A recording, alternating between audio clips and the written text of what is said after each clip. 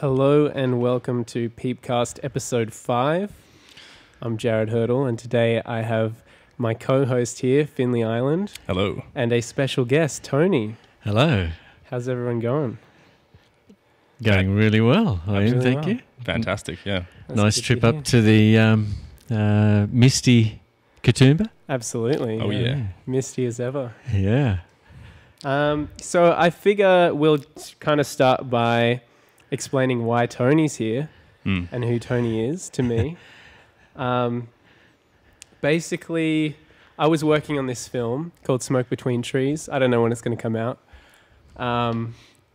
But I was having a rough time, working hard. My boss was a bit mean. Having a particularly rough day one day. And we were shooting the film at the Metropole. And Tony was there. And Tony was helping me out, setting up chairs and tables and stuff.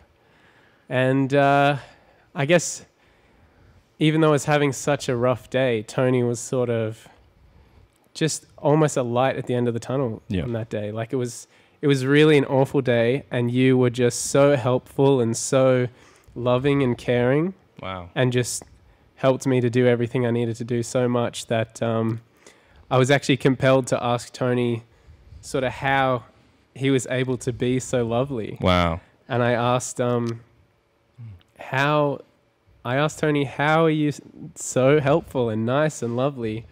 I asked, do you meditate? I thought maybe that was the secret. Wow, yeah. Yeah. And what did you tell me, Tony? Firstly, it's workplace is a difficult place. Yeah. In most workplaces these days, they generally employ a lot less people than they need. Yep. and Absolutely. and Oh my expect you to complete the work of all the people they haven't employed. Yeah. No turnover. They could have huge turnover. Staff would be happy. Yep. Just, and more people get work. But they never do. Yeah, it's hard times in the workplace these days, Jarrod. Absolutely. And Finley, so you'd be going through what a lot of people in Australia are going through at the moment. And I certainly was on that day as well, working in the hospitality industry in Katoomba. Absolutely. It's a savage life. It can be savage. Have you done it, Finley? It's hardcore. Wow. It can be very hardcore. Yeah, definitely, Takes a tough man to do it, Yeah, so... or woman. Yeah, so it was really lovely to meet you on that day. And when you asked me that question, I did stop and just think about that because I wanted to answer you truthfully, because inside I was pretty ruined myself that day.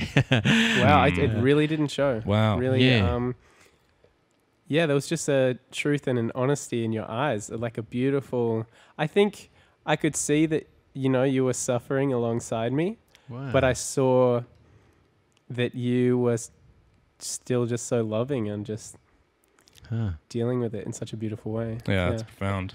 Gee, that's really good to hear because, yourself on the inside, at times you can be falling apart and yet it doesn't always show on the outside, Yep. So, in answer to that, I'd let you know that my love for God is what has been my foundation through life, and that might be what you're seeing. Yeah, and it probably came at the perfect time because I could tell you maybe even just a few months before, if you'd told me that, I'd be like, oh no, it's one of those guys, part of the God squad. My father's a Seventh-day Adventist. He has been for maybe we're coming up on like 6 years now. It's been quite a while. Wow. And that kind of put me off a bit in some ways because he stopped being as interested in sort of the music and the films and the love of certain things that he and I shared. So that to some extent put me off, but also made me very curious because, I've always looked up to my father and loved my father a lot. So that was interesting to see, to say the least. But it was actually Dr. Jordan Peterson who got me sort of at least accepting the value of Christianity, I would say. Yeah. Not necessarily believing it all to be completely true, as I still don't necessarily think, the stories in the Bible like completely took place as they're told. Mm. But yeah, to hear you say that just gave me a newfound sort of interest in like, wow, this guy's so lovely, and you know, he seems like he has it all together. Yeah, that just made me infinitely curious about what Christianity had to offer. Yeah. Yeah. Well, look, a couple of things on that. I've never got it all together, but that actually is a strength. Yeah. When you're weak, you actually need to rely on people who are strong. Yeah. That's a really good thing, because you become a very humble human being. Yeah. Totally. Very important. So I'm not trying to get life all together. Yeah. I think I meant more just spiritually, as Sure. opposed to, you know, having every aspect of life sorted out. You just had it together in sort of how you were composed Wow. at the time. Okay, I'm really glad you saw that. Like I said, I thank God that you saw that. But another issue you just mentioned about you and your dad, and something I've found through my life, is that the relationship you have with your father and mother is a real important connection to the spiritual world. Wow. And somehow or another, if that's not going so well, it can often be an obstacle to seeing God and to seeing spirituality, because we're deeply rooted in our parents. Yep. And however we feel towards them or perceive them affects every other area in our life. So how you see your dad or view him, or see how he's responded as he's become more spiritual, or that, it will definitely give you a bit of a slant that, what's this God stuff, you know?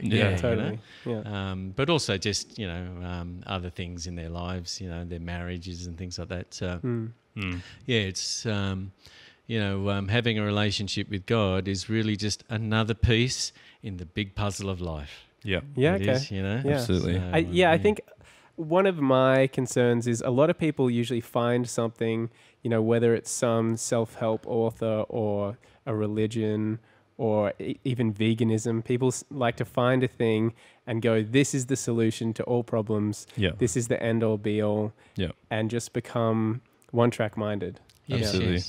yes. And that was me as a young man. Yeah.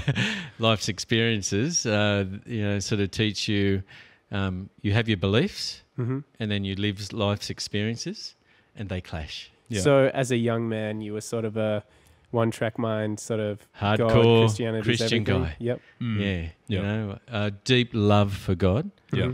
but hardcore sort of, you know, I had my firm beliefs. Yeah. They have been completely smashed as I have lived life, and and those beliefs have been turned upside down. Well, I think one of the big issues when it comes to Christianity is like views on homosexuals and trans people and all that kind of stuff. Yes. I'm not that well versed in what the Bible actually says about that stuff. Yes. Do you know what's actually stated in the Bible about homosexuality and that kind of thing? Oh, that's a really lovely topic. As a hardcore believer, when I was a young person, I read the Bible in the way that I or others decided that the Bible and interpreted the way that they believed it should be interpreted. So I was dead set against homosexuality and that sort of thing. That's understandable as well. Yeah, because you grow up and you get cemented in certain values and ideas. The most powerful faith is like, this is what we believe in, and if you don't believe in it this way, then you're going to be cast into the depths of hell.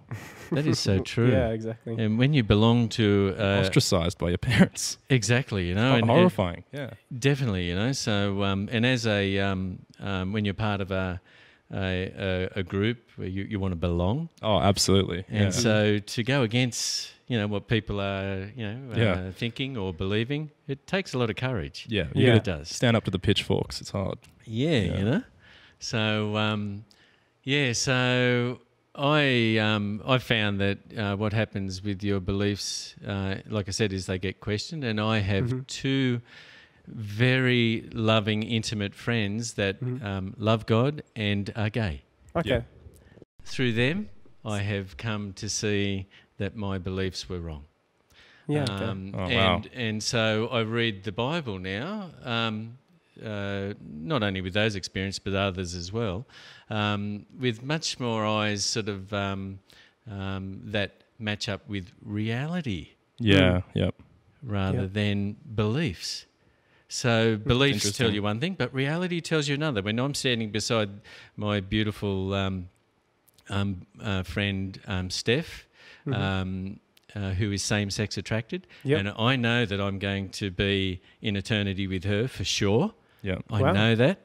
Then I need to start reading the Bible according to the reality. Wow, yeah. So like a big question that's raised for me there is like, how do you know that you're going to make it to eternity? I guess you're talking about heaven, right? You're saying you believe that you will go into heaven and your friend Steph will come to heaven as well. Yeah, I suppose when I talk about eternity, I'm actually talking about right now. Yeah. Right. I'm talking about right now that, eternity to me is really now and forever. The present is all we have. Yeah. But in a way. Yes, you're so right. Yeah. You are. Only thing that matters is what's happening right here and now. And for everyone else, it's happening right here and now for them. I agree. So true. I agree with that. But I would say that eternity implies no death, right? Or implies afterlife. Yes. Yeah. Yeah, definitely. But I tend to discuss it more in terms of, again, reality for me, which is right now. And I sense that, with Steph, I know I'm going to be with her. Oh, I'm with her now. I'm with her forever. Yeah. Okay. So, and because the belief that that I have assures me of a life that goes on, then yes, it does include whatever happens after death. Okay. I'm not 100% sure exactly how that pans out. Yeah. Physically, spiritually, but I do know that life goes on. Yeah, absolutely. Do. Yeah. I just don't know how you can know that. Right. Yeah. Yeah, for sure. Yeah, that's a good question. I know that because I believe the words that I read in the Bible that Jesus says about life and eternity. And I believe the way that I'm reading them assures me of that. Yeah. Yeah, if anything happened that questioned that belief, then that would be a different story. But at the moment, I believe that he promises that life is not just till the end of death, but that it goes on. Absolutely. Okay. Yeah. Well, that sounds better to me. Yeah. I think what the Bible is and what Tony's talking about is you've come to a realization that you could apply the metaphors sort of that are spoken of in the Bible instead of them being like a big set rubric of rules that actually are reality, like they actually do control reality. It's more a message or a principle or morals that are taking place in the stories or the reality that did actually take. More how I interpret it. Yeah. Well, because I believe, like I used to be atheist, but then I didn't understand the concept of agnosticism. So I didn't understand that if we can make a computer game where we control everything like a divine creator can, right? Then what's to say that our universe isn't created the exact same way? Totally, yeah. And that's explained through all the biggest theoretical physicists like Neil deGrasse and all the rest. Well, a lot of people now, including Elon Musk, believe that we could be inside of a simulation. Absolutely. And if we're inside a simulation, that's created by something. Yeah. And so that to me is definitely, well, it's divine because it is the all-power, it is the all-seeing, all-believing, it is the fundamental controller of the universe. Totally. The programmer. Yeah. And so when I realized that, I thought, well, religion has a very strong and valuable place. I didn't see it in a dark way or a way that was misinformed. I was just like, it could possibly be created by something or someone. Wow, that's interesting. Yeah, that's quite a big step. Yeah, you've taken. Because we have free will, right? Like I could jump over the table now and I could strangle Jarrod, and I could do that. I could do that over my own accord. Yeah, but I control that. But at the same time, who's to say that someone else isn't touching a dial that's making me think that I have free will, that I can do this? Very hard to prove. Subconsciously, changing my motives. It's very hard to prove. It's very hard to prove. Free will. Yeah, very hard to prove. Free will prove. is sort of this unprovable thing, but we all seem to believe that we have it. We all seem to believe it, but we don't actually know if we do have it. I believe that we do. Yeah. I'm not entirely sure where that comes from, Yeah. but I think I have free will, and I treat other people as though they have free will. I don't sort of disregard their decisions. Yeah. Like if someone does something great, I don't go, yeah, but you, like it wasn't your free will that did that. Yeah. That was actually outside of your control. I actually go, awesome job. That was amazing. Thank Yeah. you so much. Yeah. Keep it up. Totally. Yeah. Totally.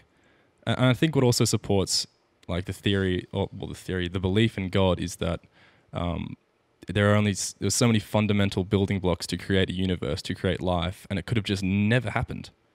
Like for life to exist on Earth, full stop, is such a absolute mystery. The numbers, the code is perfect in a way. This big universal code is perfect, and it shouldn't be. Like the likelihood, like we shouldn't exist to line up. We shouldn't. The odds of us existing are so low that we shouldn't. So only supports God, the belief in God further. Finley, you just hit on the words. One of my final words, actually, that came from my mum. Before she died, and it was profound. And my wife, Renee, keeps reminding me of them because it really affected her. My mum said, "Life is a mystery. Life is a mystery. So much of it is. Absolutely. Yeah. It is the biggest mystery. Yeah, so I'm glad you have a sense of that. Yep. That's really important to have that sense of mystery to help you to be ready. It's you almost have to believe in God when all the chaos and entropy is perfect chaos and entropy. It's perfectly ordered chaos. What does that mean? Yeah. Because it's just so unlikely for us to exist. Like everything is elementally so chaotic and so raw and so volatile, but we still exist. Yeah. So how could you not believe? I mean, that's a pretty good argument for natural selection Yeah. and Darwinian evolution. Yeah. I don't know if I could get to a place where I don't believe that Darwinian evolution has taken place, because it makes so much sense. Yeah. For living beings to sort of exist in chaos, right? And it's the chaos that causes the inferior beings to die and superior to continue to breed. Yeah. And that's why we're here right now. Yeah. So that's the order coming out of chaos. Yeah. 100%. That totally makes sense to me. Yeah. And so when you come to that conclusion, it's hard. It's really hard to choose what to believe in, really. So Tony, do you believe in evolution, in natural selection? No. No, I don't believe in it. Okay. But that's because I really don't understand it. Yeah. Yeah. Okay. And I just don't really understand, exactly what it's saying. So I can't say I believe it. For me to believe something, I have to be assured that, that what I'm putting my faith in, I know and understand. Well, that's good. Yeah. Yeah. So, but I'm, I look around me and I know in my life, and we were discussing this just before we came on air, where anything good takes time. Yep. Absolutely. Yeah. Even Finley arriving at my house, that's something very good. Takes a bit of time. It's always good. Yes. It's always good.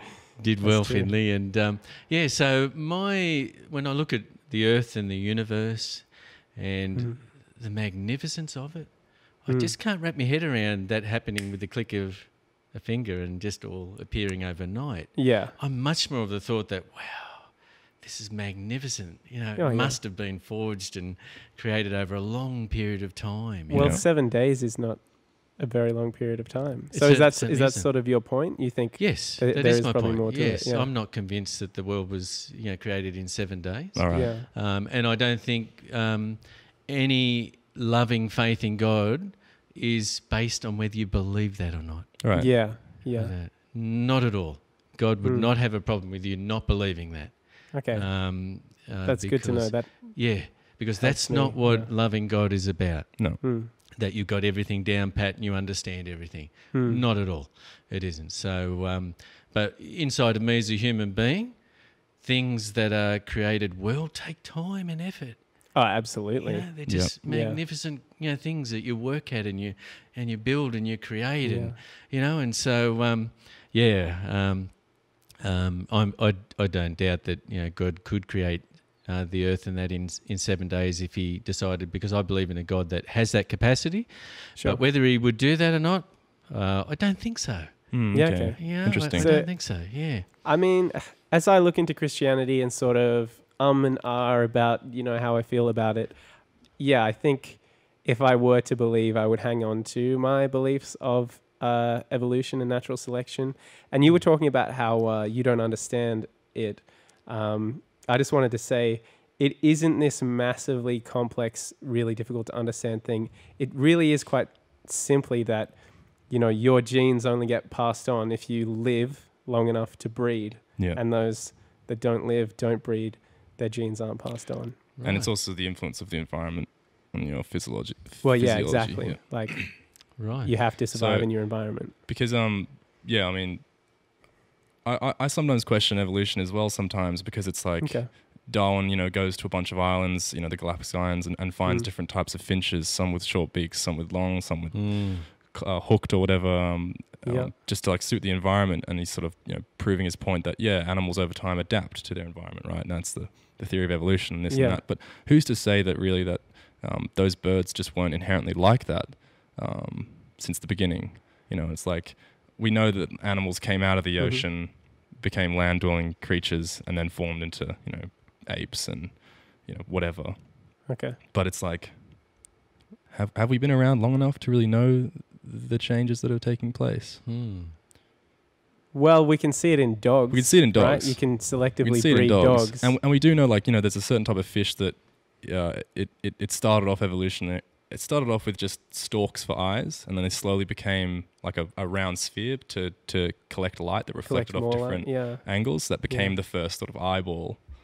Totally. And so we know it does happen, but yeah, I mean, science is a mystery. Yeah. Another mystery. Yeah, it sure is. Yeah.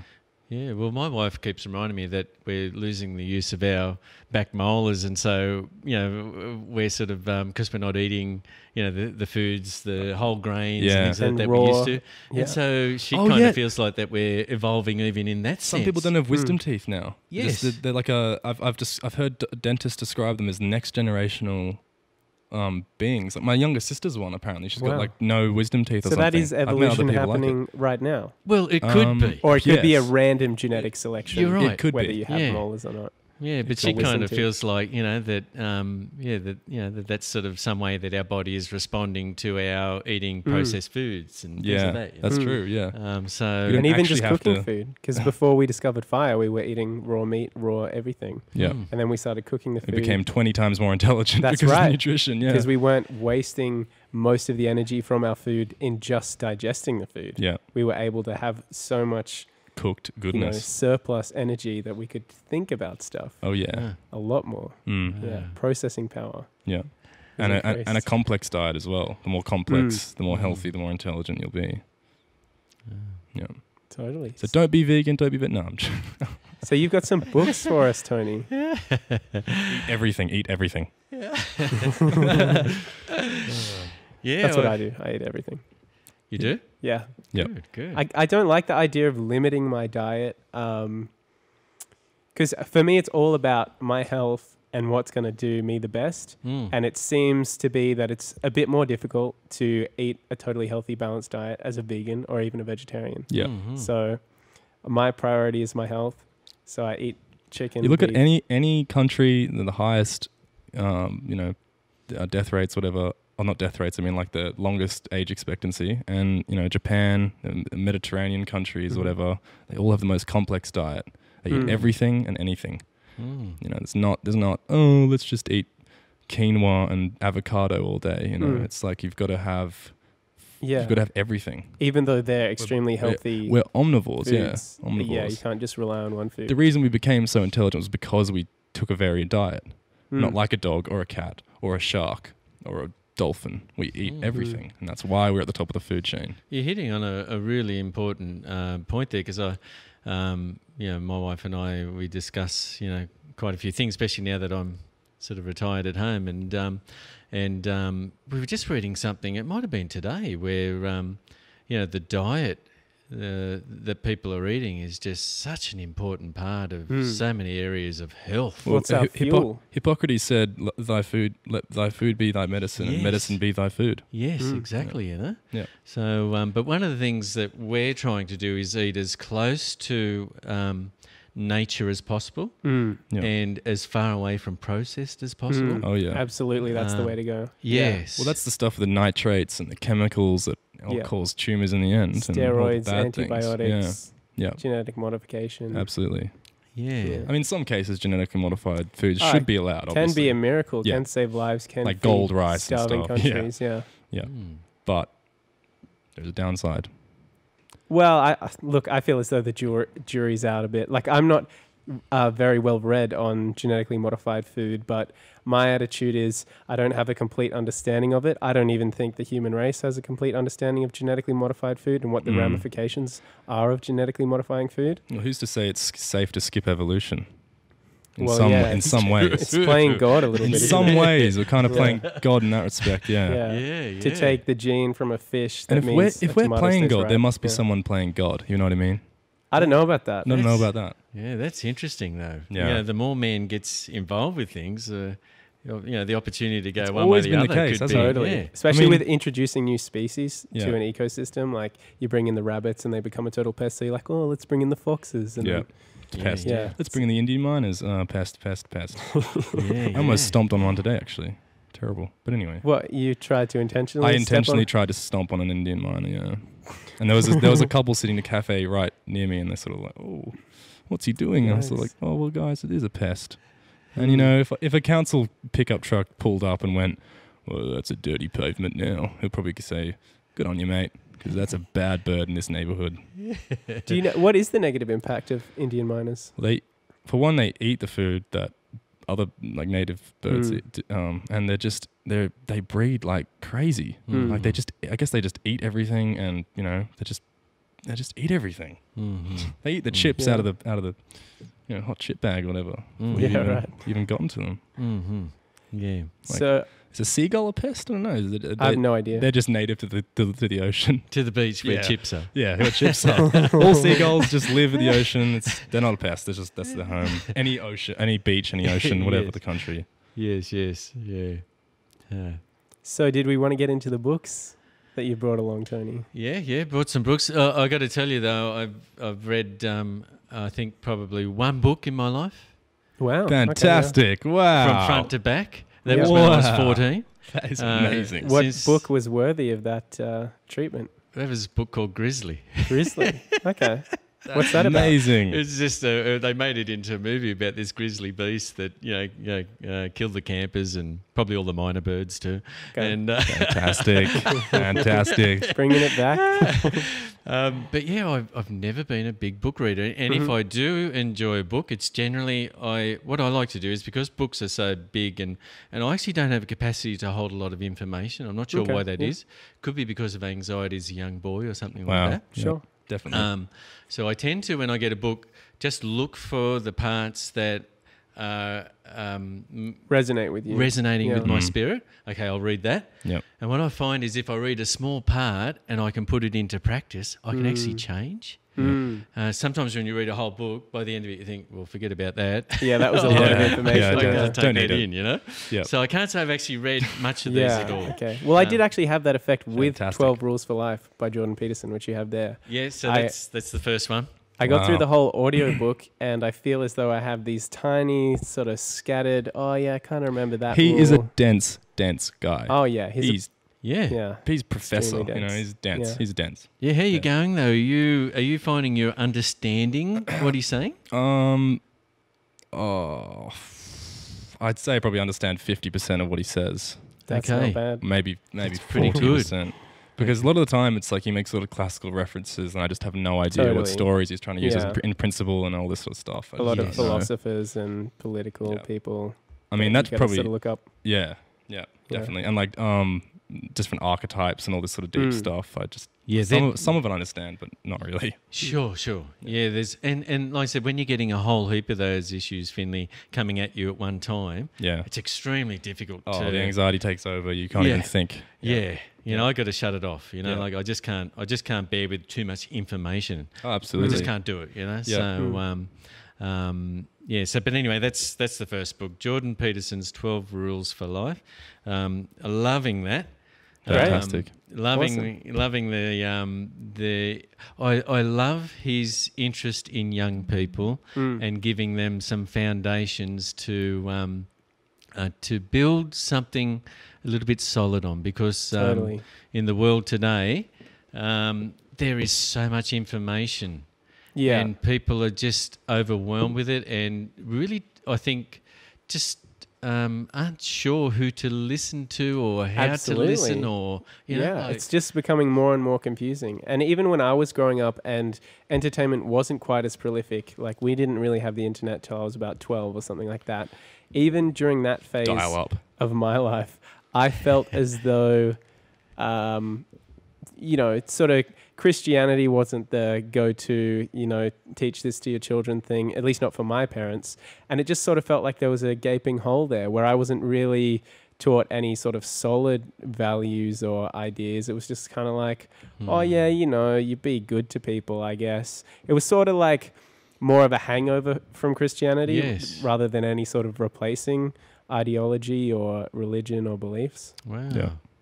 Hey, that makes a lot of sense. One of the things I've really that's stuck with me with Jordan Peterson's words is he terms things as either low resolution or high resolution. That's a great metaphor. And that really sticks with me, because low resolution thinking is very simplified. I don't want to think too hard. And in this world today with so much information, I understand that. But he's trying to convince young people that you've really got to take the time to think things out, to understand them. And don't just come to easy solutions, because that's going to put you in some bad places, Yeah, well, people are jumping to a lot of easy solutions, such as like straight white men are the enemy and things like that. Yeah, exactly. So I would encourage any young listener out there that I'm not a person to recommend people easily, and I certainly am not putting my faith in Jordan Peterson, but I would recommend that he's a person worth listening to. Absolutely. I second that. Yeah, and make up your mind and see what you think. Yeah, definitely. So that's one book I've read about, maybe one chapter in. That's great. Yeah, so that's the first rule: stand up straight with your shoulders back. Oh, amazing. Wow, my shoulders are getting straighter. Yeah, I love it. I do. I think my posture's improved. I think my posture's as bad as Kurt Cobain, but what can you do? What can you do? You can probably improve it. But improve it over time. Just taking a deep if you're just an audio listener, we're all just trying to straighten our backs up right now. Yep. Feels wonderful. Now, here's a copy of the book that I've been reading since I became a believer. And as you can see, it's weathered. It's well used. It's weathered. It's beautifully weathered. This is the book where God has spoken to me and where I am learning to communicate to him. That's a beautiful thing. The advantage of reading a beautiful book that you have faith in over a long period of time is that you get to know... you get to know, in this instance, you get to know God. What is the book? It's the Bible. It is the Bible. Okay. Yeah, it is.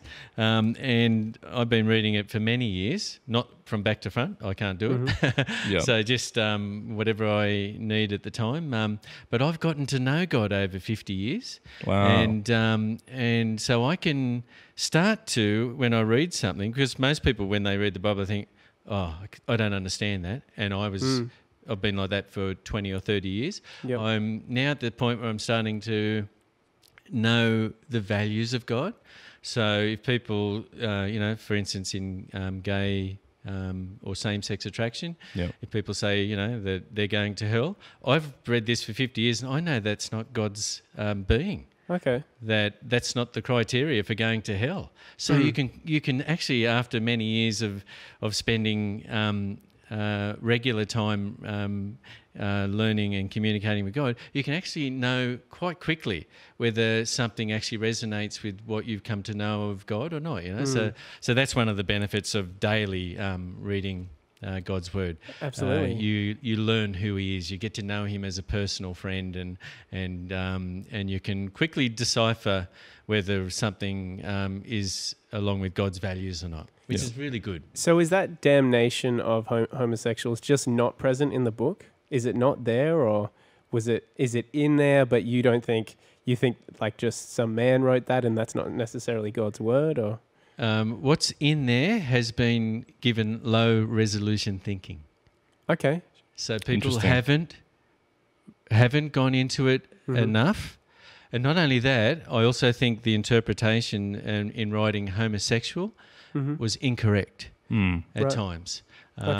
So that's because it's been translated across many languages and it has and been lost in translation to some extent. It has been. Yeah.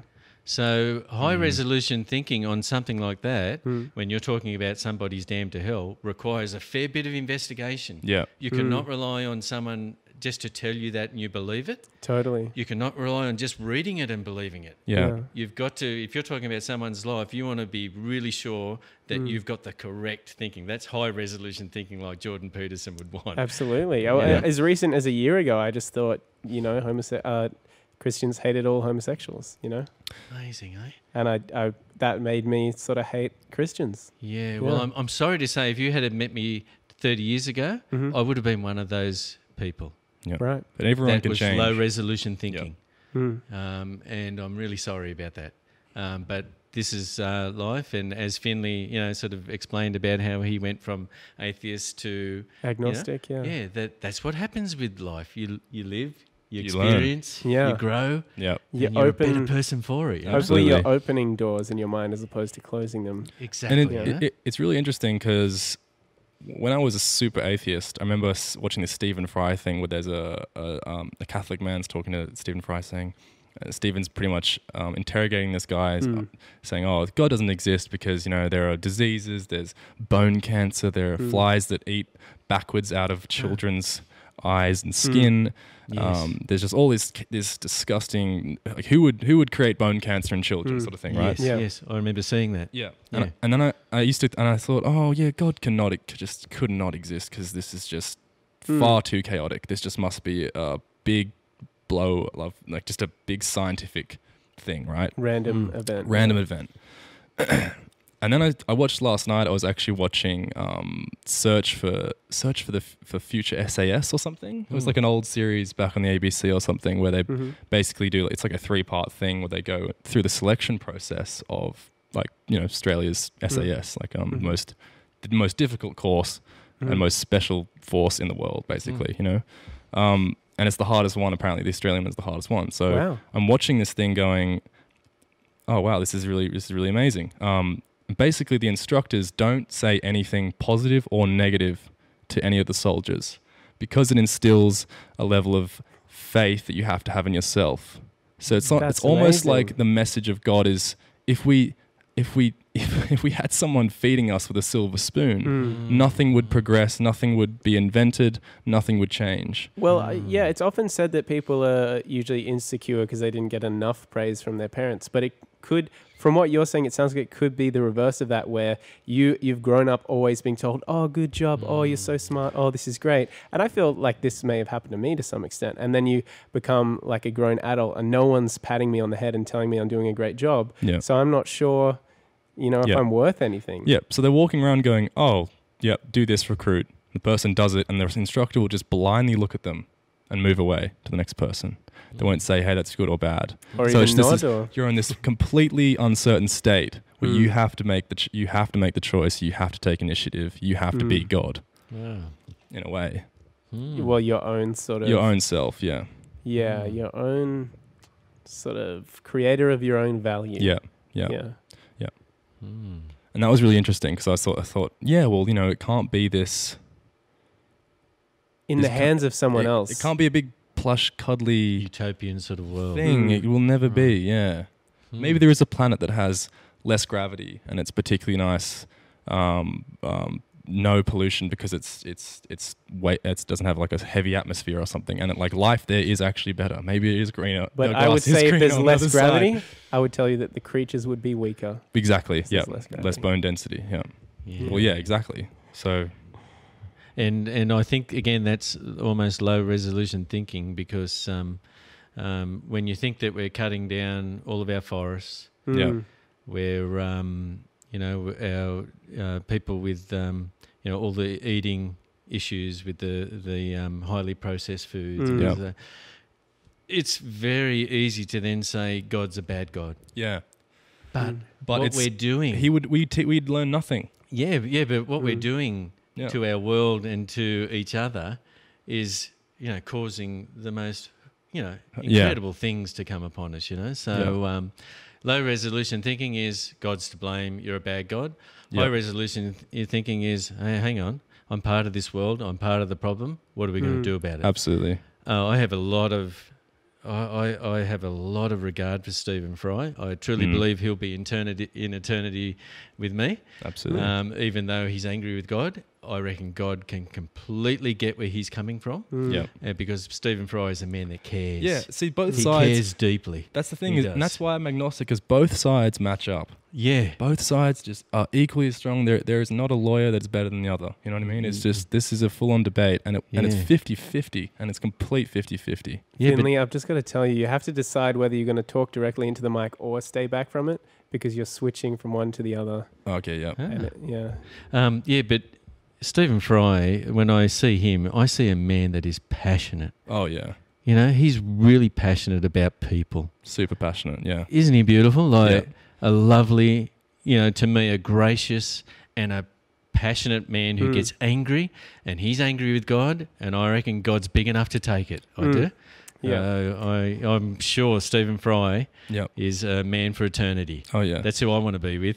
I reckon Elon Musk is a similar figure as well. Huh. Because I think he is pushing for the best of mankind. Wow. He wants to colonize Mars. He wants to nuke it and terraform the atmosphere and get he us wants there. to nuke Mars. Well, that's how you terraform it, apparently. Wow. What's that? I didn't What's know that. terraform? Terraforming is where you change the atmosphere of a planet. Ah, To be So habitable. You I guess to be habitable, yeah. right. But in the Joe Rogan podcast that I watched, he's just so pro humanity. He's got a lot to give, that guy. Like Absolutely, he could be an evil Bruce Wayne. He no, could be. I really believe Elon Musk is the real life Santa Claus. He's the real life Santa Claus, Yeah. just Wow. helping us all. because he wants the human race to exist past what we don't think will get past. Like, he thinks there's a milestone that we all believe. Yeah, we'll get World War III. We'll run out of crude oil or something, or blah blah blah. We won't find a sustainable energy source. We'll be up. Right. Yeah, and it's just like, well, no. He's like, we can actually change this. We can make it. The human race can exist forever. Right. I reckon that's what he believes in. Ah. Because he wants to get That'd to be another planet. nice. To be a multi-planetary thing, we won't get destroyed by an asteroid that's just floating through. We'll have another colony for the human race to I guess, step onto another planet or another universe. And it's just like, wow, this guy is for the people. And Wow. speaking of the human race lasting forever, Tony, do you believe there's going to be some kind of rapture where Jesus comes back and some people are put in hell and some people are left dead and some people are taken to heaven? What do you think's going to happen? I have my my thoughts on that. I am convinced that I think I spoke to you about this recently, that I am convinced that you will be judged on your actions in life according to what you've been given. Okay. So, for example, a person grows up in a home, his mum and dad gets divorced,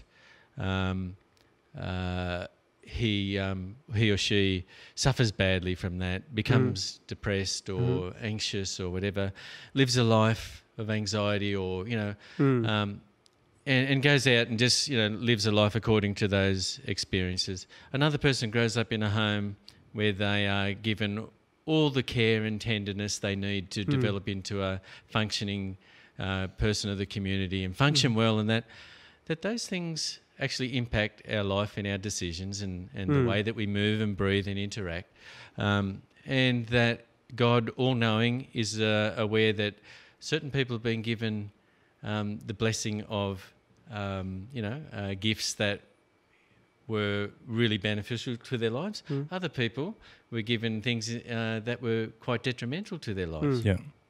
That doesn't explain acting good or evil, but it does explain does explain your response in life. So your attitudes. For example, Jordan Peterson, may go on and help millions of people. Yeah. I may help one person in my life. Mm-hmm. In God's eyes, that may be a similar thing.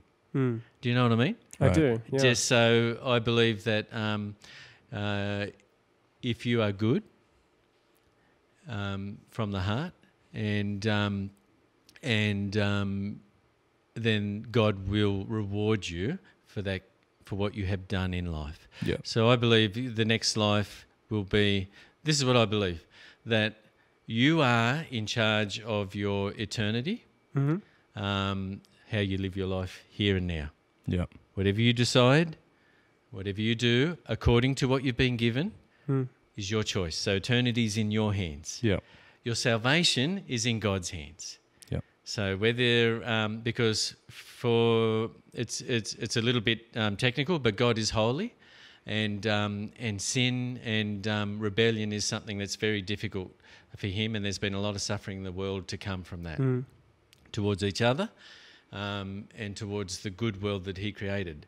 So He needs to deal with that. But that's where Jesus Christ, I believe, with my faith, has come into it, that Jesus Christ has dealt with that problem of salvation and being able to stand before God.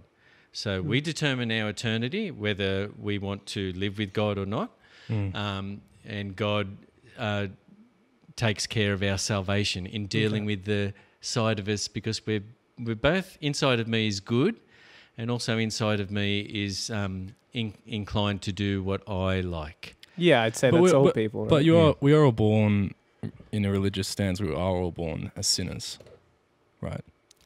What do you mean by that? Well, we're born in original sin, right? We're born in original sin. And how does that? What does that mean for you, though? Like, yeah, well, I don't know. Like, I don't know if being born is the first step into, like, this is your punishment, and now you must go through the trials and tribulations of life to come back to a holy place or a divine place, or, your salvation at the end. Yeah, okay. So our energy, we all have abundance of energy in our bodies, and maybe it's just we're cycled into a reality as original sin, and we have to build trust to God in order to be accepted. Right, okay.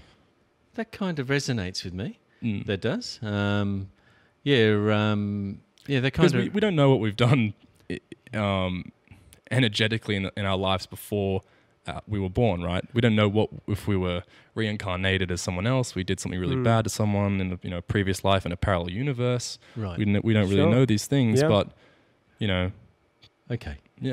Well, I don't believe you'd be held responsible for things you don't know. That's for sure. Yeah.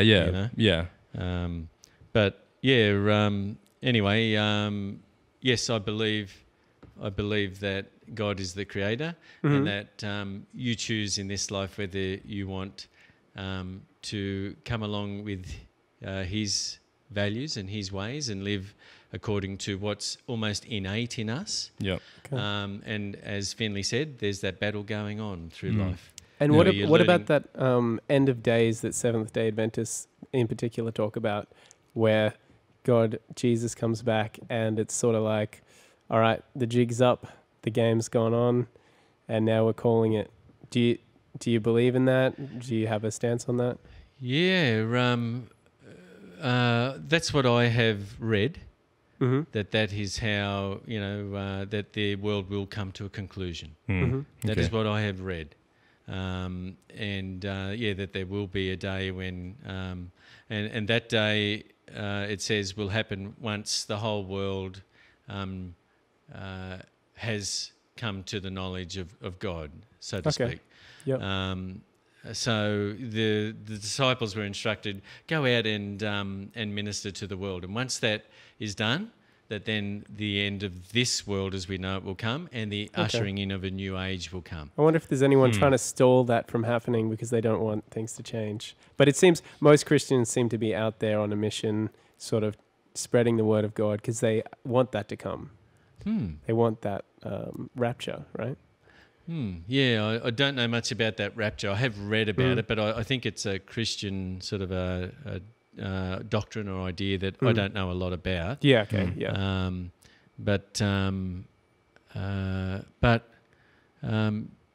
You know, like if you're good, if you're doing good, that doesn't mean you don't do bad. Doing good doesn't mean you don't do bad. Yeah. All right, for starters. Okay. I can relate to that. Yeah. So goodness is a desire to love and bless you. Thanks. Yeah. Desire to love and to give. And to serve, and that's learnt, as Finley said. That's not something that just comes natural to you. Children have to get taught to be good. Totally. They do. Yeah. So that's a learnt thing.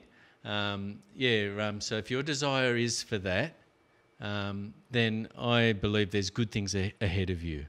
Okay. Now, apparently there's people where that desire isn't their desire, you know, and I'm not, you know, I'm not any expert on those sorts of things, but if you're good and you're given the opportunity to understand that goodness has actually come from God, then there is a blessing in acknowledging that in this life and in the next. So but I do believe that there'll be a new earth and a new heaven one day, where things will be restored and renewed, and the world put back in the place where it should have been. Okay. Yeah.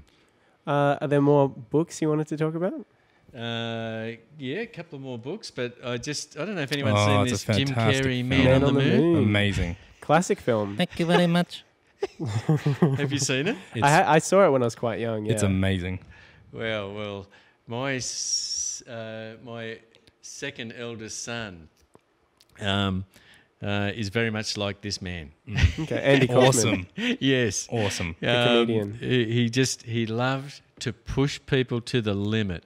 Like to be loved and hated was his motive. It was Andy Kaufman's motive. He said that. He said, "I want to be loved and then hated, like in the beat of out of an eye." Amazing. He was quite a strange guy. I think it was on the spectrum a little bit, because he must have been, because he was, women wrestling, and then all of a sudden he's like, I don't know, doggy daycare help or something. I don't know. Just, something good, something bad, something good, something bad. Wow. Yeah, okay.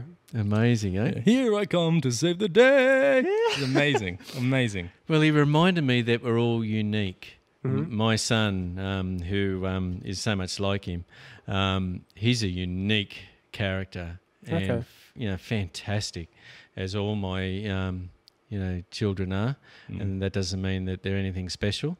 They're special in lots of ways, but we're all unique, and that's so crucial. Absolutely. And if you watch this movie, you'll see a unique man that actually wanted to bring pleasure to people by pushing things to the limit and doing things differently, He's questioning everything, Yeah, and Everything. encouraging people in their uniqueness. Yeah.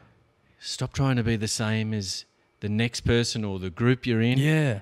Be unique. Yeah, it's repetitive, it's mundane. Let's all break out and do exactly what we feel. Exactly. Be yourself, and be successful for it as well, and be celebrated for it. Yeah. Don't be a slave to Facebook. Yeah. Or to Twitter or comments or that. You've got to break free of that and be courageous about things that are really difficult. Be okay about being weak. Yeah. We don't have to be strong. Yeah. We can just be the people that, we were created to be. But we should strive to be strong. You don't have to be strong. But not in a toxic masculine way, is what you mean. What do you mean when you say not in a toxic masculine way? I think there's a degree of expectation where people expect men to act in a certain way, whether it's macho, brave, they're sort of pretending to not have emotions other than energetic. anger. Yes. Yeah, exactly. Things that are seen as being manly. I think that's not really being strong. That's kind of pretending to be strong as opposed to truthfully being strong. Yeah, I agree with you. I do. Yeah, it's a difficult question to answer, What is strong, Yeah. Well, that's what we're all trying to work out, right? Yeah. I think strong is being integral and accepting how you feel. That's being strong. Oh, that's the biggest thing emotionally, to accept what you're feeling. And that helps you to deal with that and be one with it, as opposed to combating your emotions. If you don't accept something, you're not accepting it. So it's just sitting there playing on your mind. Yeah, and you're sort of pushing it down and it's growing, right? Mm. Like when you're like, oh, I feel afraid. Oh, don't feel afraid. Oh, push it away. Stop feeling afraid. Stop feeling afraid. It Yeah. just grows and gets worse. Yeah. Whereas if you go, oh, I'm afraid. Why am I afraid? Oh, I feel it in my stomach and in my hands. And Yeah. if I really focus on that feeling, it kind of just fades. Yeah. Yeah. Exactly. It's Wow. like breaking the pain barrier. If you were rock climbing and you were in a clinch and your fingers just about to, all the lactic acid was building up and you're about to fall off the rock and I just can't make it to the top. Oh, there's pain. If you tell yourself that pain is temporary, it's lessened by like 7 times. Absolutely. Like 7 times, Wow. it just gets cut by 7 times the pain. And I've tried this before. You kick your toe and you go, it's temporary, and the pain just goes, bam, goes away. My goodness. Like it's still there, but it's not there in the extreme that it was. Wow. Because you just go, oh, well, it's temporary, You so I'll accept it. focus on other things. I'll focus on climbing Absolutely. up, or I'll focus on the I'm gonna homework I try need to that. do. You accept rather it than and you my move toe. on. Yeah. Yeah. Wow. Do you know if the camera needs to be checked? 'Cause I It's thought I actually heard got it about click. 5 minutes. Got about 5 minutes. Well, that's great to hear. Yep. Yeah, I'm going to try that. But I was talking to my wife today because I'm on some herbal medication called St. John's wort. Oh, anti-anxiety, yeah. Yeah, and but I've found that it's affecting, I believe, I'm not sure yet, but I believe it's affecting my libido. Wow. Negatively?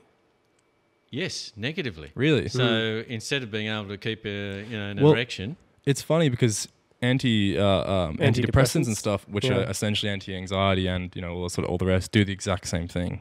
Yeah. amazing, eh? Yeah. Yeah, well, this is almost it is a herbal equivalent of a A little brown antidepressant. tablet. Yeah. Yeah. Quite long. Yeah. Yes, yeah. it is. Yeah. So, Yeah. So for me, being strong is being able to tell my wife, Renee, I'm scared. Yeah, that is strong. This is scary. Absolutely. Because like you said, you can't rely on yourself all the time. You have to be weak in order to rest on the arms of You the do. strong. Yeah. So that is the strength to be Yeah. able, like you said, to acknowledge your feelings. Absolutely. Or acknowledge what's happening and come out and say, hey, I'm scared, Yeah, that's strong. That That this is is strong. happening and it's scaring the living daylights Accepting out it of me, and saying to someone, Yeah. I'm this is this. Well, That's- bravery is being able to take action despite your fear, as opposed to not feeling fear or just sort of being exempt from fear. So true. It's more the acceptance. Yeah, Yeah, that's real courage, that is. absolutely. And I kind of feel as human beings, we're incredibly courageous every day of our lives. Yeah, just I mean, getting up out of leaving the bed house and- can be courageous. Yeah, Sure is, crossing the road. oh yeah. Absolutely, So, I really am encouraged by the young people today that are putting one foot in front of the other Yeah. and Because- going Yeah. ahead. We exist in spite of adversity. In Yes. spite of disease, hunger, cold, hot, Yeah. sick, healthy, or it's there are a lot of things that are against us. Is what I'm saying. I mean, sorry. Yeah, Absolutely. definitely. And it's hard to go. Yeah, I'm going to try today. yeah, Yeah, it sure very is, hard. isn't it? It's pretty hard. It is hard. Like it's, It yeah, is. Yeah. Oh, I totally. and get then when you And- take the medication, it's not hard. And even if you have a privileged life, it's because the human condition is just it exists because the conditions are harsh. Yes. Yeah. Totally. Conditions are harsh. Yeah. Yeah, they sure are.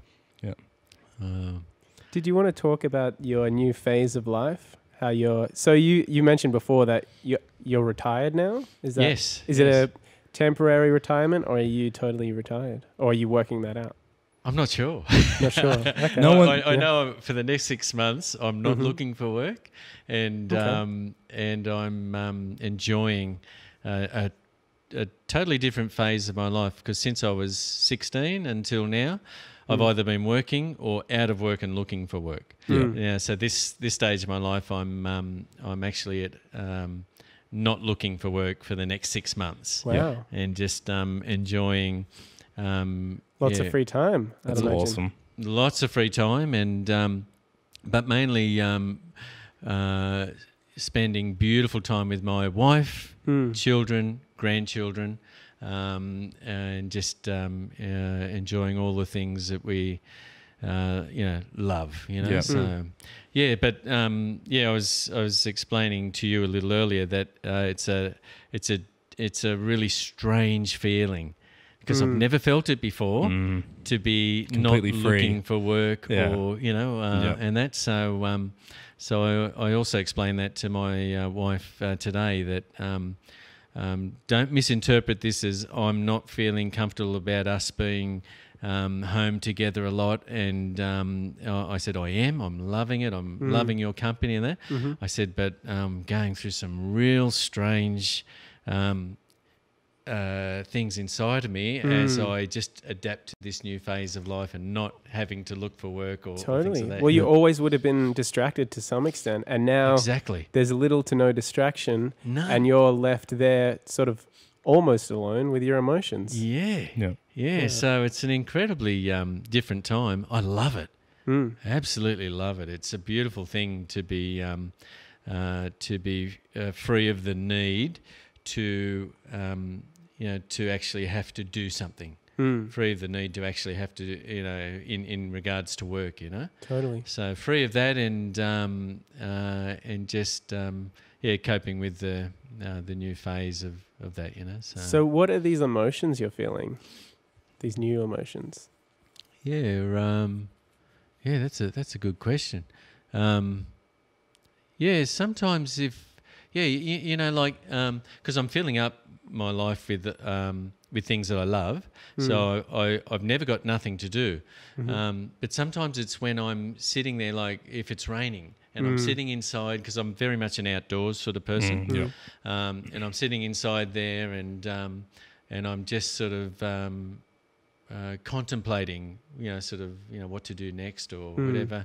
Yeah, sometimes it's just that not sort of having something to do, work and that on my mind there. So that's kind of just gone. So it's kind of just not sure how to describe that. It's like trying to idle time is devil's plaything, but now you have the devil's plaything, and it's good, but it's also yes. Oh, yeah, it's a bit I've like got that. no objective. I don't have to get the bread for the bit like that. Yeah, exactly. It is. That's exactly what it's kind of like, and and that doesn't happen often.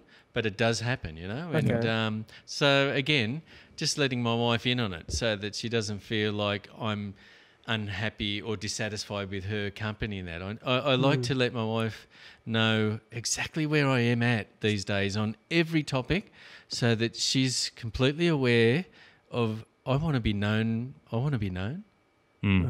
It's a thing as you get older that's really important.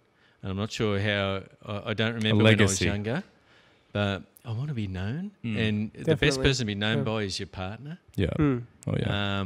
And so I'm not holding anything back from my beautiful wife. I'm letting her know all the things that will make her feel good, and I'm letting her know the things that are going to make her feel a bit uncomfortable, but in a way, hopefully, that she won't feel too uncomfortable. So when you say you want to be known, you're kind of talking about sort of the only way we get to know ourselves is through other people knowing us. If you existed in a vacuum, I think you'd really struggle to understand yourself and what you actually think and feel. So what you're talking about is being completely open with your partner and her understanding you and that helping you to understand yourself. Totally. And if she accepts me on top of that, wow. Yeah. That's magnificent. If Special she knows thing. me completely and says, Tony, I love you and care for you, then that is everything I've ever dreamed of. I mean, that's probably what true love is, right? Yeah. Truly know someone inside and out. Yeah. And still love them. And she knows the depths of my side that is troublesome and that goes off on difficult paths. And she knows the beauty of the other side of me, Yeah. And yet she's prepared to say, I love you, The yin and the yang. Heaven and hell is a place on earth. Oh, totally. Sure is, Yeah. So I encourage honesty between partners. Absolutely. Only way to do it. Only way to do it. Definitely the only way to do it. If one of you is lying to the other or you're both lying, you're in some serious, you're on some shaky ground. I have some, opinions on this, yes. You certainly are. Oh, is there something you want to say? Oh, no. I mean, I was discussing this the other day when I was talking to someone who he's in a relationship that I believe is fairly dishonest. And that was I was honest to him, and it created a problem because someone wasn't honest. Because someone wasn't honest, which is I can't go into details. Crux of the problem. Absolutely, dishonesty is sinful in a way because you're not accepting the truth and you're not relaying the truth. And you're almost creating a a tension, a sort of a disagreement between you and reality. You're creating chaos. Absolutely. Where chaos doesn't need to be. Yeah. Absolutely. That's Yeah. what Jordan Peterson That would is so say. true. Amazing. Yet, yep. I'm tempted to be dishonest a lot. Yeah. Oh, and, yeah. and I Everyone certainly is. was Everyone dishonest is. a lot as a younger man. Mhm. Yep, and because it's powerful, you can get get away with a lot of stuff being dishonest. You can get For a period of time. exactly the truth Yeah. always comes out, but you can get away with a lot of bad stuff, Yeah, yeah. and it feels there's an attraction to risk and dark things as well at a young age because you don't believe in the light in a way, because you haven't lived long enough to understand that you're going to be all right. In a way, or maybe you won't be, but true. it should. In most cases, you're going to be okay. Yeah, yeah. And you don't believe it because life does seem just very, very morbid. Yeah, Hmm. yeah. You haven't lived long can't enough see. to have. You haven't lived Yeah. long enough to make an average of a bunch of Yeah. numbers. You didn't have enough evidence yet to go. Yeah, Oh well. yeah. Enough experience. Yeah. So yeah, you like say if you've only seen bad things take place, then you just believe the world is a horrible place. You Absolutely. probably believe you yourself are horrible and Absolutely. you're only capable of horrible things. Yeah. Because you haven't seen the other side of that. Yeah. Now, we were talking about your strange feelings. Was there anything more specific about them? Like, were they any particular emotions that you could name or any particular feelings other than just sort of boredom or... No, definitely not boredom. Definitely not boredom. I think what you said Yeah. made sense. Okay, Feeling yeah. as though Like, sort of idle time is You the don't have devil's an plaything. you don't have an objective. Yeah. So it's like It's Okay. kind of felt a bit like that. up in the air and Yeah, it's, that's the transition I'm going through, where It's uncertain. work is always on your mind, sort of thing. yeah. And now it's Even not. though you have your weekend with your family, it was always there. But now it's like a. So do you have this space in your mind that you're trying to work out, oh, well, your mind and your time, Yeah. what do I do with this space? Well, I've got plenty to do, but there's just a vacuum in which was once probably filled with that's just been taken away. So Yeah. it's a strange feeling. I can't really describe it, but it's strange. Okay. It's just not usual, Yeah, okay. So yeah, I think what the way you understood it was pretty right. Right. Interesting. Yeah.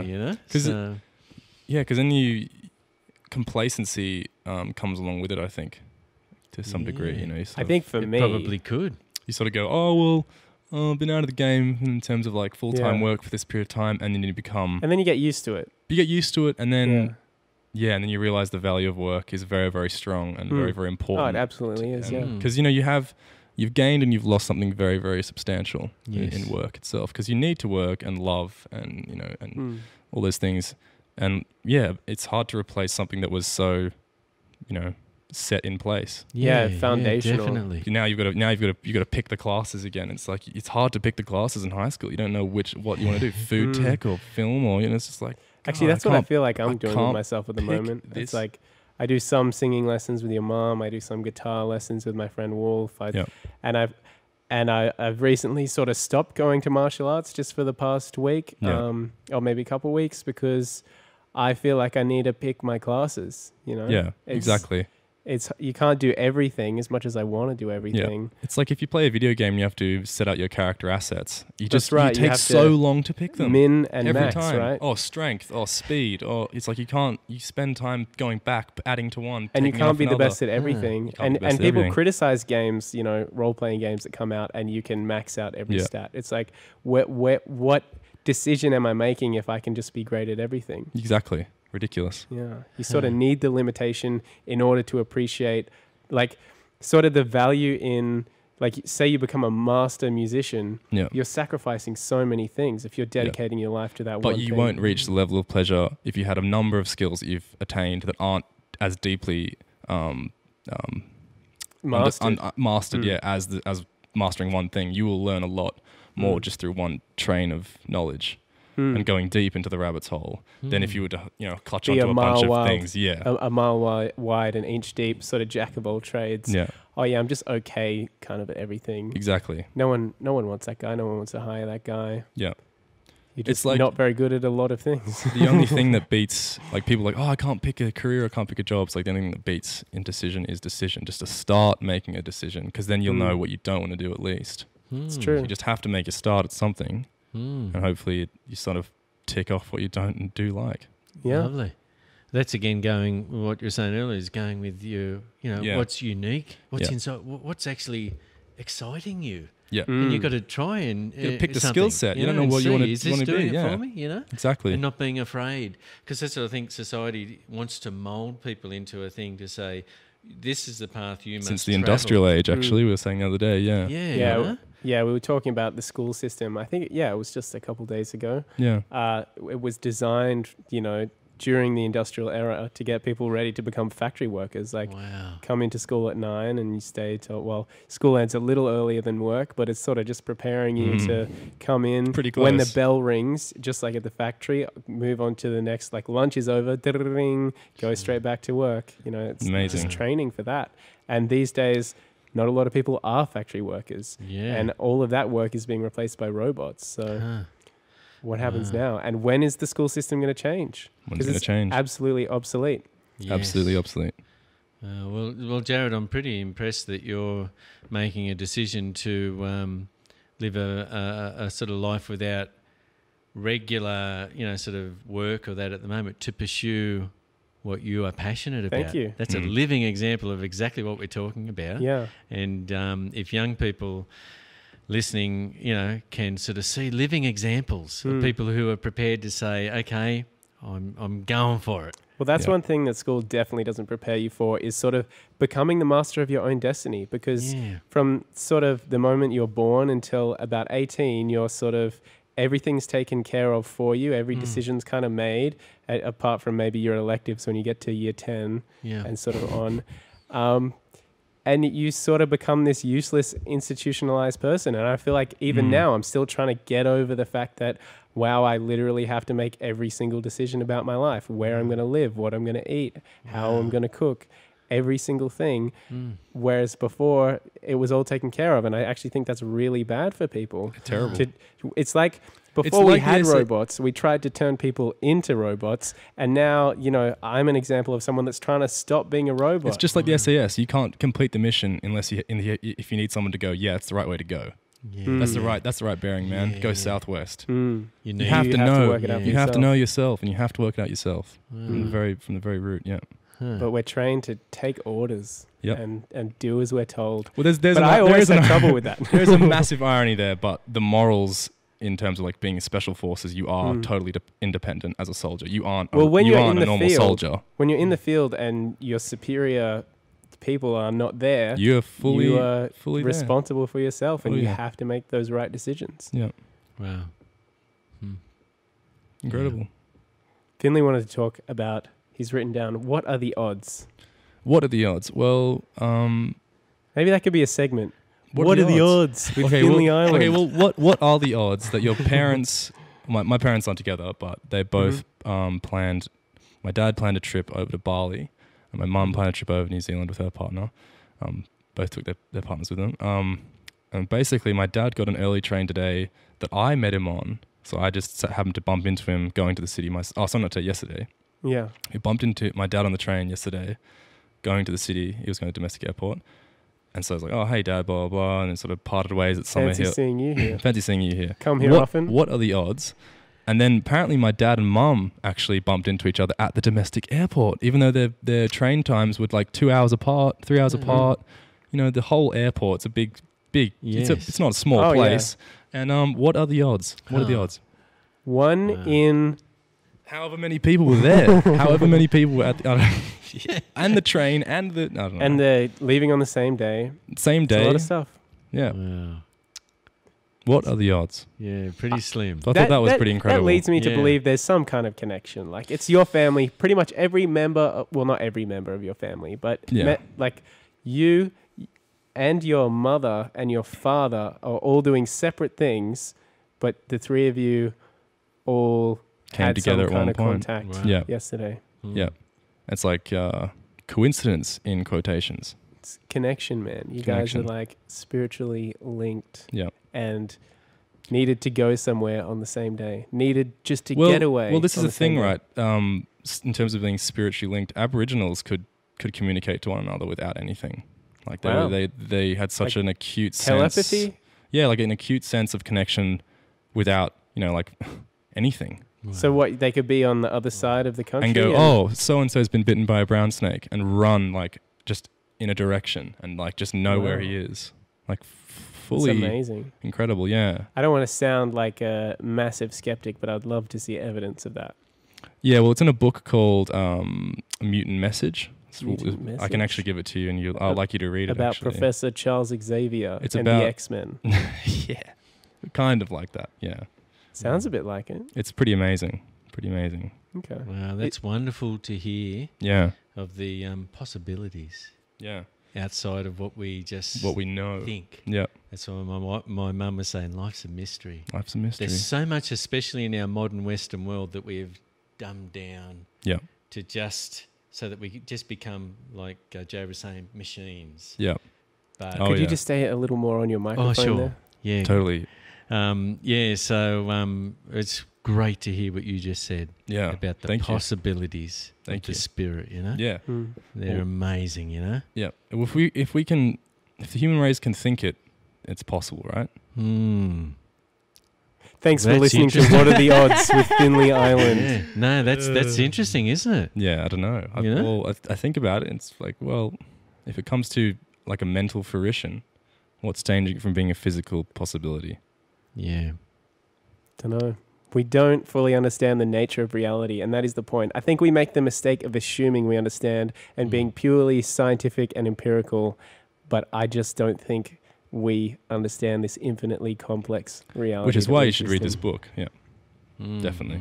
Mutant Message. Mutant Message. Wow. And I mean, that's a good message. Yeah. I mean, It's if that's good. if that's a possibility, We all have some that connection you that we could don't even connect and yeah. know that someone's in, how good is that? Well, it's like when you talk to plants in a loving way and they Yeah. grow better, Mm. or they I've heard of this, yeah. you play Yeah. metal music all day and they sort of start to droop and get a bit turn to a And Venus grow flytrap really or long something. hair and beards. Absolutely. Oh. And support Metallica and wear and black. just horrible t-shirt. They stay in their room all day. They never come out. They smoke Become weed in very there. It's rebellious. disgusting, yeah. Speaking Ah. of smoking weed, Finley wanted to talk about sobriety. Oh, today. yeah. Well, I mean, yeah. On the last episode, I talked a little bit about how I've been abstaining a bit from drinking Yeah. because Tony was around when I had my awful hangover Yeah. after the third episode of PeePcast, where Sam and I decided to go and drink afterwards. And I told you that I had one wine at New Year's Eve. And apart from that, I've consumed no substances, and I'm loving it. Yeah. I'm loving it. Loving it. Well, I was just going to bring up that I've spent a long period of my, I guess, teenage to adult life consuming a varied concoction of different substances. Sure, And yeah. yeah, the last couple of days I've abstained from recreational drugs entirely, and And I'm so happy to hear that, man. I'm trying to like see how far I can take this. Like you say, Yeah. since New Year's Eve, how long can I go? Totally. I'm sure I can go a long time, but yeah, I'm interested to know And I think that'd be great for you. the effects for being sober. Yeah, Because I don't know if I already had this discussion with you, get but sober. I remember thinking about how, because, you're okay with talking about your depression. Yeah, absolutely. Yeah. You've sort of been depressed on and off for like, it feels like forever now, and it's kind of this struggle, and it's rough for me to see, but sometimes you're great, and it's kind of this roller coaster. Yeah. And And it is roller coaster because it's like a weather pattern almost. You can't really totally decide how to you be feel. depressed or not. Yeah, you just can't decide it. It's like the change of weather. One It's just, like, time, comes and goes. I think you were just saying to me, "Oh, I don't know why I'm depressed. I have no idea." And I was sort of thinking about Yeah. it later, and I was thinking, and I think it was like almost immediately after that, you were like, "Oh yeah, just the other day I went on this 4-day bender and took all these drugs, like Yeah. a mad concoction of drugs." Yeah. And I was like, he doesn't know why he's depressed, but he's constantly on a chemical Yeah. roller coaster. Yeah, of yeah. highs and lows. Yeah, serotonin, no serotonin. Yeah. Totally. So it seems like now you've sort of become more self-aware of this. I believe that drugs can be bad, definitely for someone's Absolutely, yeah. neurochemistry, because they do they change it. But Mm. there's a fundamental depression that I felt like I went through about 16, 17, 18, and it comes and goes sometimes now. But I'm trying to manage it better, Totally. But I think there is a fundamental depression there, and you can make it worse by taking different types of substances. And Yeah. sometimes it can be relieved by taking them, but often it is the latter. Well, my experience with drugs is that first. kind of whatever you're feeling just gets tripled, quadrupled. It's just exacerbated, magnified. Yeah, well, Yeah. no two brains are the same as well. Like, Mm. I personally think that marijuana is awesome. Like, I just, Right. I love it, but I consume it in too much of a dose. I've had to go, Totally. stop this for a while, you know? Like, it's become too much in terms of, like, financial, in terms of, like, maybe it is, you know, not doing anything good for me now. Well, I would love for Neurally. you to justify why marijuana is awesome. Mm. I'd like to hear that Well, Yeah, I'd argument. like to too. Yeah. I think for some people it creates a sense of feeling at home. Like, it's this Right. real sense Actually, I of have like, heard it. I watched a documentary on marijuana, and years ago, and a guy described it as when he smokes his spliff, it's like slipping into a warm bath. absolutely like that. For It's me- just like that. For me, it's the exact opposite. I smoke Yeah, marijuana, my and mum I can't do it at feel all. I feel as though suddenly I've You been freak dropped out. into like the Amazon jungle and have no idea where I am, And you're like, and I'm afraid Yeah. of every single possibility that could take place. yeah, And predicting every single thing that could go wrong. Effectively, anxiety just destroys me as soon as I smoke weed. absolutely. And if you are anxious, it is bad to sort of do it. But I think some people Mhm. have a natural chemistry to do it all day, every day. Well, that's probably why stoners are typically such chill dudes. yeah, And they have and a chill. They have a ladies. chilled out propensity To begin with, to right? begin with. Yeah. Yeah. But I have gotten paranoid when I've smoked sometimes. Mm. I have experienced the negative effects, but they've never outweighed the positive for me. They've never outweighed them. In terms of like, it's an instant relief. I feel this sense of at like rest or peace or being at home, and it's, some people go, oh yeah, it attacks your short-term memory, and in an ironic way, it kind of levels your thoughts out, because you forget a bunch of stresses that you were overthinking, and a bunch of anxieties. Yeah, I find my thoughts become much more abstract. Much more abstract. I'm often thinking about things that happened a longer time ago, Yeah. or things that could happen. Like, Yeah. my thoughts are definitely more abstract as opposed to like, oh yeah, I just cooked, now I have to do the dishes. Kind of very standard, Yeah, exactly. short-term thoughts. Yeah. You think things that are off the cuff, you don't generate through like a slow generation of thought. Like, it just comes to you almost. Yeah, It's like, oh, bam. almost like meditation. Like, Yeah. I find when I meditate, I have deeper, more insightful thoughts. Yeah. That do come from nowhere. It's Yeah. not like, yeah. because I feel like in our everyday life, there's kind of this constant buzz. Oh, I need to do this. Got to take off my shoes. Got to take off my socks. Then I'm going to go into the bathroom. Then I'm going to go to the toilet. This kind of constant droning in our mind. But when that stops, There's a more space. profound thoughts. Yeah, there's a space created Yeah, for deeper thought. absolutely. I mean, yeah, and if it doesn't sit well with you, like a particular substance, yeah, then you definitely should not take it. But if it makes you feel good, why not? Why not? Well, That's a really good point, because, you know, there's lots of beautiful Functioning. things happening in the medical field with Oh, yeah. marijuana. oh, Yeah. absolutely. Isn't it Yeah. amazing? It's amazing. You know, like Absolutely That's amazing. the benefits. People with MS, you know, Yeah. they're seizuring uncontrollably, and then Oh. a small bit of tincture squirted into the back of their mouth, Oh. rolls down the tongue, and before it's even reached the back of the esophagus, they're sitting placidly in a seat, like they never even had a seizure. It's like, what's going on there? Wow. Like, you know, the muscular just silences all the pain. Yes, yes. It's just, I don't know how it works. And like, you know, alcohol too, Finley. Absolutely. There's a period where you can enjoy an alcoholic beverage and it enhance your whole experience of relationship. Through inhibition, yeah. And then there's a period where you've gone too far and it Absolutely. actually ruins it. Yeah. See, You know? alcohol is what is to Jarrod marijuana. So if I can have, you know, a night where I drink quite a few drinks and I'll be fine. And then there's some nights I have 1 or 2 drinks and I am an absolute depressed wreck. Like, I'm crying. I'm just not well. Wow. And it's sometimes a bit of a gamble. So I sometimes treat drinking like a bit of a, Let's find out. let's That's find what out. weed is for me. Like, if it's Exactly. like, well, there's a 99% chance I'll You might- become extremely anxious and terrified catatonic. and have to go home right Sedentary. now. And there's a What are the odds? I feel like 1% I'm chance. crapping What are the myself. odds with Finley Island the 1% chance that I will just laugh and have an amazing time and What are the odds? have really deep conversation. Yeah. But I find I can achieve that laughter and deep conversation every single week on PeePcast, 6 o'clock to 8 p.m. Thursdays. Oh yeah, tune in if you haven't. Radio Blue Mountains 89.1 FM. 89.1 FM. Yeah. Wow. Well, we're so, not only are we unique, but we're, as you're saying, with the effects of alcohol, Yeah. depending on your emotions, Oh wow. depending on Amplifies the day, it. yeah, Yeah. we're so It can also dull the good ones as well. Yeah, so it's like absolutely. it just gets to pick whatever it gets to pick. Sometimes Yeah. it feels like it. Obviously, it's your subconscious picking, but then again, it might as well be the alcohol picking because it's your subconscious, right? My experience yeah. with drugs is when I'm doing them, when I'm taking them, there can be this amazing high, and then usually there's this come down and crazy low, and then when I'm sober, it becomes this flat sort of grey, uninteresting life, and then it's like, oh, okay, need to go and do drugs in order to enjoy life. Right.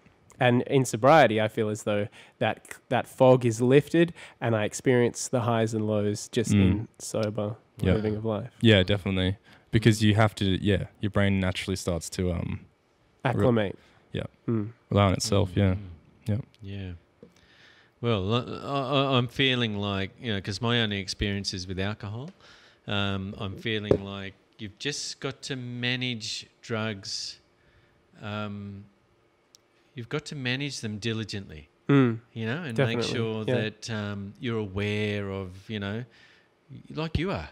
You know that you've got a 99% chance of, and so, Horrible you're anxiety, very yeah. careful with it, so you've got to manage that. And for me, with drinking wine, I've got to... I set myself some limits. I only drink usually when I'm at home with my wife in a relaxed place. I don't have to be paying attention to someone or, because I know how it affects me or that, So, if you can become really aware of yourself and, make sure you're working within those limits, then... alcohol and probably drugs can be a lovely part of life. Yeah. You know what I mean? Yeah. But, like, that's a journey. Totally. That's a journey in life, isn't it, Yeah. So, yeah. But, wow. So the next subject that Finn has written down is self-haircutting. Yeah, well, this is relevant because Jarrod cuts his own hair. Yeah. And it's really good, isn't it, Tony? It's a really good haircut. Look. Wow. It's amazing. Yeah, it is. It's actually amazing. Thank you very much. It's short on the sides and back, and it's got a nice long on top, which is classic gentleman's haircut, I guess. Yeah. But I guess you could call me a classic gentleman. It's well done. It is well done. Really well done. It's. We were just talking in the car before we got here that it must be such a hard thing to do. Double mirrors, back to front. Well, I've been doing it for a few years now. Oh, there goes my ear. Oh. It's not the ears I have to worry about. It's usually when trimming other areas I have to worry about. Oh, yeah. Interesting. Yeah, I've been cutting my own hair, I think, since I was 18. I think that's when I started doing it, literally because I wasn't working and I just didn't want to drop $20 on a haircut. And Good. I actually dropped $20 on some clippers. Investment. You can, what do they say? You can give a man a fish or teach a man to fish. Yeah. So I taught myself to fish. Yeah. Amazing. And you're catching barramundi by the looks of it. Yeah, he's catching barramundi, all right. He's catching barramundi. But they have special equipment for shaving those sensitive areas though now, don't you? Yeah, I'd like to Special know about equipment. that, actually. Yeah, that won't allow you to nick those sensitive areas. Oh, wow. That sounds great. Yeah, I use Because it I've all the experimented with clippers and scissors, and Combs. there's usually some kind of Rollers. something that goes wrong. time. Yeah. Dyeing. Yeah. Bleaching. I've No. not done any of that. Straightening. Straightening. That sounds interesting. Oh, yeah. So could you explain what these special instruments are? Yeah, just the razors that they use for their beards and that you set the Oh, the Yeah, rounded so just like the sort of- clippers, right? Yeah. Or are we talking about those electric round... You push it into your things. face and the hair gets pushed into like the holes of like those circular blades, Yeah, whatever. I've seen those electronic shavers. Is that what you're talking about? Yeah, and it has a special cap on so you can adjust the size and that, so that if you're shaving anywhere, it's not going to cut any lower than than what you've set it to. You know. Because I always thought that was how clippers worked, but it turns out that thin bits of skin can end up in between the guards of the clippers.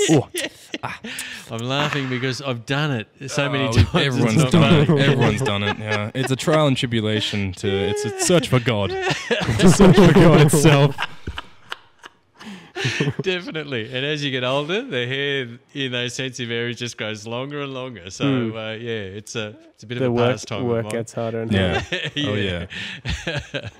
Well, that's good to know because I'm going to invest in a pair of them. I think. Good on you. Okay. So how much does one of these electronic bad boys cost? About $29. I got mine. Okay, that's not too bad. Too bad. So, Well, you'll have to send me a link or something. I don't believe that we could say a product name or anything on community radio, because that would come across as an advertisement. Yeah. Yeah. But yeah. Yeah, interesting. I'll be trying that out Yeah. soon. Good haircuts. Good haircuts all around. Yeah, well, Tony, you got your haircut today as well. I did. Oh, It's damn. looking good. Yeah, Looking schmick. by, Schmick, yeah. By the Nepalese lady I was telling you, that grew up in a household of 35 people. Oh my God. That's a different That's life. that's a high score there. Oh. Family. Yeah. Cheaper by the 2 dozen. But, as you would imagine, a really down-to-earth lady, Yeah, wow. And I was telling you, she charged me $14 to do my haircut. That's crazy cheap. Crazy. So I sent my wife back with an extra $10 when she came and told me. I said, go and give her that extra money, because rent in Springwood is huge for a place. I'd imagine, yeah. But she's just trying to make a life for herself, and she's probably wanting to, get people to, come back and, and show kindness because, she's like that. But probably just very humble coming from the fall. Yeah, and I just wanted to let her know that we're not going to take advantage of her, She does that's amazing, work, Tony. So, good on you, man. Yeah, you got to pay what you think something is worth. Good on you. That is exactly right, Very well done. So, at this stage in life, you want to make every interaction with a human being count. Yeah, You totally. do, Yeah. Yeah. So, it's good. It is. Yeah, that's right. lovely. Well, now we've run out of our topics, so we're actually in just total free roam mode. Wow, Whatever how you lovely. guys want to talk about, Sandbox mode. we can fully explore. Does Yeah. anyone have anything on the tip of their mind or their tongue? Well, I could be the guys like the weather, but we did say the misty mountain at the start of the podcast, so Yeah, that is it is what it is. Yeah. that is what it is. You either get a hot day and then a storm, or Yep. you get one of these foggy days Yep. of late. Yeah, well, I'd like to recommend a couple of movies Okay, that Oh, I've awesome. seen lately. Old. One this is was- Tony's movie was corner. a fantastic Australian movie, Australian comedy. It was called, I'm just opening Little up my Death? thingy The Little Little Death. Death. Wow. My wife and I have discovered lately that SBS On Demand is an excellent TV station Yeah. for ABC iView, kind of like the equivalent. It's Yes, great, exactly. yeah. For really Yeah, good movies. I've only just recently discovered that even Channel 7, 10 and 9 are actually streaming their channels on the internet. Right. And I Yeah. think this has only happened like last year, which is okay. like, Yeah. great job, guys. You finally caught up to The internet. the game that was happening Yeah, 10 welcome years to ago. the real world. We have comments on this now. Yeah, well, this movie, The Little Death, it was a great movie about sexual relationships between couples.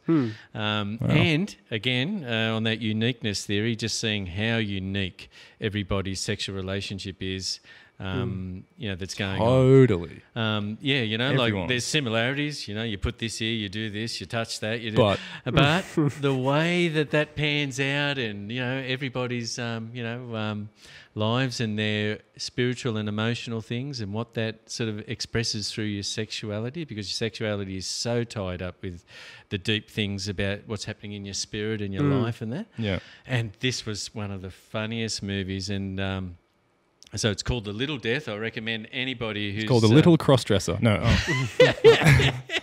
Anybody with a partner in a sexual relationship, Yep. have a look, because it really does put a comedic but really fascinating insight into different couples and the way they're doing it. For instance, one lady asked her husband if he would rape her.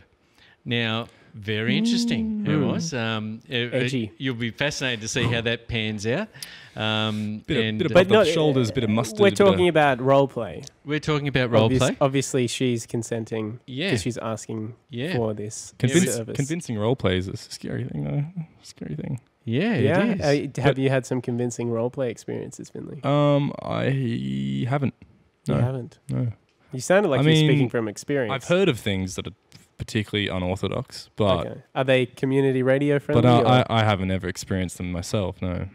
So they're not. These things are not appropriate for this show. Maybe like, for the like BDSM and all that sort of Sure. stuff, of bondage and Okay. all the rest. You know, it's all a bit like. Yeah, I don't know. I don't know what I'm even saying about this, to be honest. I don't know where to start. Yeah, well, there's a lot of places you can. There are a lot of places to start. Well, it's it's a hard topic. Yeah. But yeah, everyone's relationships and the spiritual and physical sex, I guess, Well, actually, is just totally, it's all different. I felt a little left out because you recommended the film for people in relationships. I don't mean I mean, if you're Not- having sex with someone, you're in a relationship. You're in a Well, relationship. I'm not. Yeah, I'm oh, not sure, at the moment. yes. Yeah, for sure. I don't know what I'm doing at the moment. It's a relationship that's not of societal standards, but like girlfriend-boyfriend relationships. Like it is still, you have to relate to someone in that physical and emotional exchange. Totally, yeah. But I don't have that at the moment. Yeah, I'm, I'm left out of your recommendation. Maybe you're scared off too many people, the crazy role play you like to do. I actually, I'm not. Also haven't really done anything like that. Yeah, right. So also a straight shooter. Yeah, straight shooter. You could say that. Orthodox shooter. Nice. Yeah. Yeah, it's interesting. It's interesting, Tony. Yeah. Mm. I guess I wanted to sort of segue into my being single, and I was maybe wondering if you had any advice for a single man looking for love. Single man looking for love. Sing. Are you asking Finley that question? Oh, No. either of you. Yeah. Yeah. Looking for love. How interesting. Wow. And ladies, if you're listening, Yeah.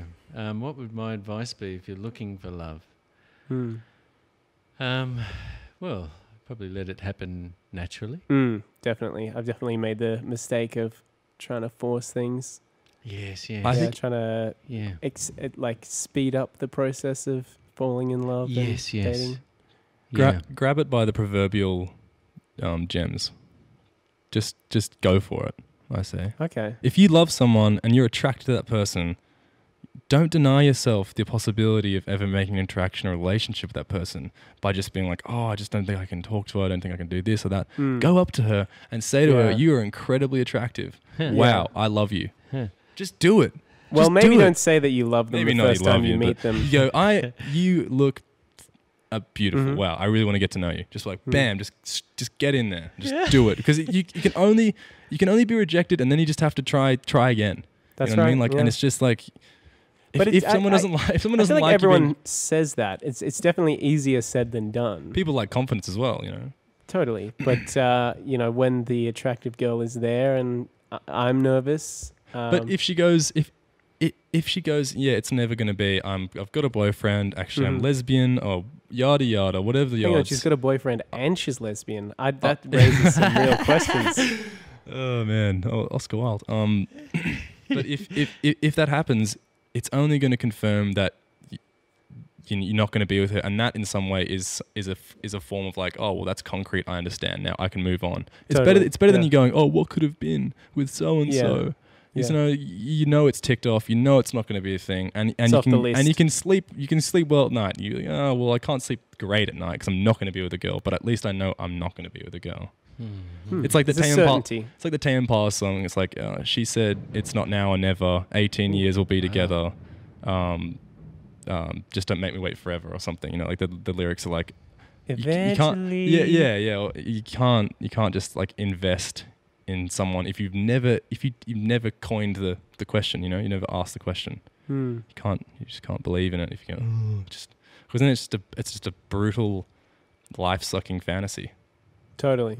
And you're just going to get round and round and round and round. Well, I'm not really doing that. I'm not sitting around fantasizing about anyone that I don't have the courage to. Well, yeah. You might have not seen a girl yet that you go, oh, wow, I really want to get to know that person as well. You know what I mean? Sure. So it's complex. But I think going in, man, just going hot, you know. Going hot. You might have to pull the ejector seat, but, you know, you're going to land anyway. just get in there, get the mission done. And get out with all your legs and arms and legs. Get in there, get the mission done, and get out. I don't know how I feel about this metaphor. Put aside the really bad innuendo. Yeah, innuendo. Yeah, but you know what I mean. You mean approach, you know, with confidence and just say what you feel. Yeah, yeah. It's not going to be possible unless you. Absolutely. Yeah. You got to put yourself out there, otherwise. No one's going to come knocking. No one's going to come. You got to play to win. You got to play to win, mate. Got to pay to play. That's what they say. Yeah. Well, I'll give you an insight into how my wife and I met. Mm-hmm. Wow. So my wife is a hospitality teacher at TAFE. She was before we started to have family. Right. And I wanted to learn to cook. Awesome. Nice. So I signed up for a cooking class. Definitely an elective you want in life. Definitely something you want to learn as a skill. Yep. Yeah, it was lovely. Can't go wrong there. Yeah, and she happened to be the teacher. Yeah. And you said, "Hey, good looking, what you got cooking? How's about a cooking a little something up for me?" That's classic, man. Oh, that's beautiful. Classic. Is that what you said? No, I didn't say that. Missed opportunity. But I wished I had. Yeah. But yeah, over the period of 12 months of her running, she ran a magnificent cooking class with. Back in the days when I was younger, you could at a cooking class you cook the food, you could take bottles of wine, and you had virtually a party at the end of the night. You know, that does sound great. So that was really lovely. You're not there to drink, so it's even better than a party. People aren't getting a bit too overdoing it because they're with that goal of getting. I've got to make this hummus. You know, I've got to make it, but I will have a glass of Shiraz or two, and it will be great. Yeah. Sometimes the best drinking is when I'm making a bolognese and I've got a nice glass of red wine. Have a couple glasses. I feel like you can't drink and not eat. I feel like I get so hungry when I drink. Yeah, there's something wrong about that. I think something when you drink. Drinking with dinner, I really think, or lunch is sort of the way to go. Big time. As opposed to like, I'm just going to drink. Like you show up to the party, you haven't had dinner. It's horrible. And there's no food. Disgusting. And then you vomit inevitably in the front garden. Yeah, you just get, you make a fool of yourself. Absolutely. That's right. And wine is actually very good for digestion as well. But yeah, just by sharing I wasn't going there looking for a wife or Renee. I'm not sure if she was looking for a husband. But just by pursuing pure mystery. Pure mystery. But by pursuing what I was loving, she was doing what she was loving. That's what they say. We came across each other. Exactly what I said. He's exactly what I said. Yeah. So I think there's something to be said for that. To just pursue your loves. And like Finley said, if someone comes across your path that you think, make a try. Press the button. Pursue life, and people do come in and out of your life, and it's a good opportunity to sort of see, what you think of people, when you're engaging with them through some activity or whatever. And it's a big learning curve to learn that rejection isn't your fault. It's other people's motives, other people's stance, other people's whatever that's going on in their life. It's not your fault to be rejected. I would say that applies to all actions of other people. Because often you'll find someone does something and you take it personally. You go, oh, it's my fault. And if I could have been more this or more that, it's totally my fault. Yeah. But when you realize that everyone's decisions are wrapped up in everything they're going through and that you don't need to take that personally, that's a big leap in maturity. Yeah, it's huge. Yeah, because it is... Everything is so complex, and it's not all about you. Is the message infinitely complex? It's not all about you. Yeah, and it isn't all about you. Yep. Yeah. In terms of other people's, attitudes towards you or their opinion of you or whatever. Yeah. It's none of your business actually what other people think of you. It's just none of your business. It's their business because they're thinking about it and they're talking about it. It's not. Oh, can I interject? Why do you think I'm a bad person? It's just none of my business. And it shouldn't be. It shouldn't be treated as oh, I should try and change this person's opinion. It's just it's absolutely their baggage, and they should just carry it all the way home if they want to. You know? Attraction's a really interesting thing too. Yeah. Sometimes I think we're even unaware of why we're attracted to somebody. Oh, absolutely. Like Oedipus or just something in the air or pheromones. Who Well, knows? yeah, it can be You just don't pheromones. even know. Literally the way someone smells. Literally the way. can be Yeah. the real key to Or it looks like attraction. my dad. Yeah. But I'm not love my dad like that. But it's just Freudian. Is this your experience, Finley? No, it's not my experience. But apparently people are attracted to like their Someone parents. that's like their parents. Similar to all their or relatives or whatever, you know. Because Yeah. you see, well, for one thing, you see an environmental, like, oh, that person's viable because it looks like so-and-so. So your brain goes, that makes there's sense. A familiarity. Exactly. There's a Familiarity. comfort, almost a nostalgia. Yeah, to and this there's also person. it's deeper set, like, you know, like scientific, like evolutionarily. It's like that person looks viable because it looks like my dad, my mum. Sorry, it's very weird, but it is. You know, I'm not going to obviously say, "Oh, I'm attracted to my mum," but like, Well, you there's just did, Finley. there's a subconscious thing that's at play, like, you know, Newsflash: Finley's attracted to his mum. Rachel, look out! Get down! get down. Run! But no, I think you missed the point. But yeah, you know what I mean. I'm Yeah. having a laugh. Oh. I know. I totally understand Okay, yeah, the point. yeah. Well, yeah, that's what I mean. Incredibly valuable. But yeah, Oedipal attraction is what it's called, right? Yeah. Well, yeah. Oedipus was the guy that had sex with his mother. Right. Accidentally, I believe. Yeah. Then he found out she was his mother and that he'd killed his own father and cut his own eyes out. Oh wow! The mum had done that to his father. So he killed his father. He'd been separated from his mother, met his mother, God. didn't know she was his mother, was attracted to that her, is a had to story. slay the man she was with, killed him, and then had sex with his mother, then found out she was his mother and that he Oh killed my his father God. and cut out his own eyes. Wow. Yeah. I Okay. can't remember if that's Greek or Roman, but usually, you know, the Romans stole all the stories from the Greeks anyway. Right. That would make sense. So that's Oedipus, and that's what he did. Interesting. And Freud took that story, and he wanted to have relations with his mother, so Yeah. he called that an Oedipus complex. True. I think Mm. what would be interesting is to know. You don't know if I go into personal details, but what were the first connections you sort of made with your wife, that back when you first met her? First connections in terms of... Was it physical? Was it like subjective? Was it the things you were talking about? Like, because you don't, not everything, true love at first sight. Maybe Yes. everything did match up, or was it one thing? Was it 10 things? Yeah. That's, really, thoughtful What's a strong question. thing that stands out? Was the way she picked up a spoon, or it's just it can be that simple, can't it? Beautiful. It can be that simple. Look, I'll tell you some of the processes that took place. Firstly, Renee has a beautiful, vibrant personality, Right. full of life. Bang, yeah.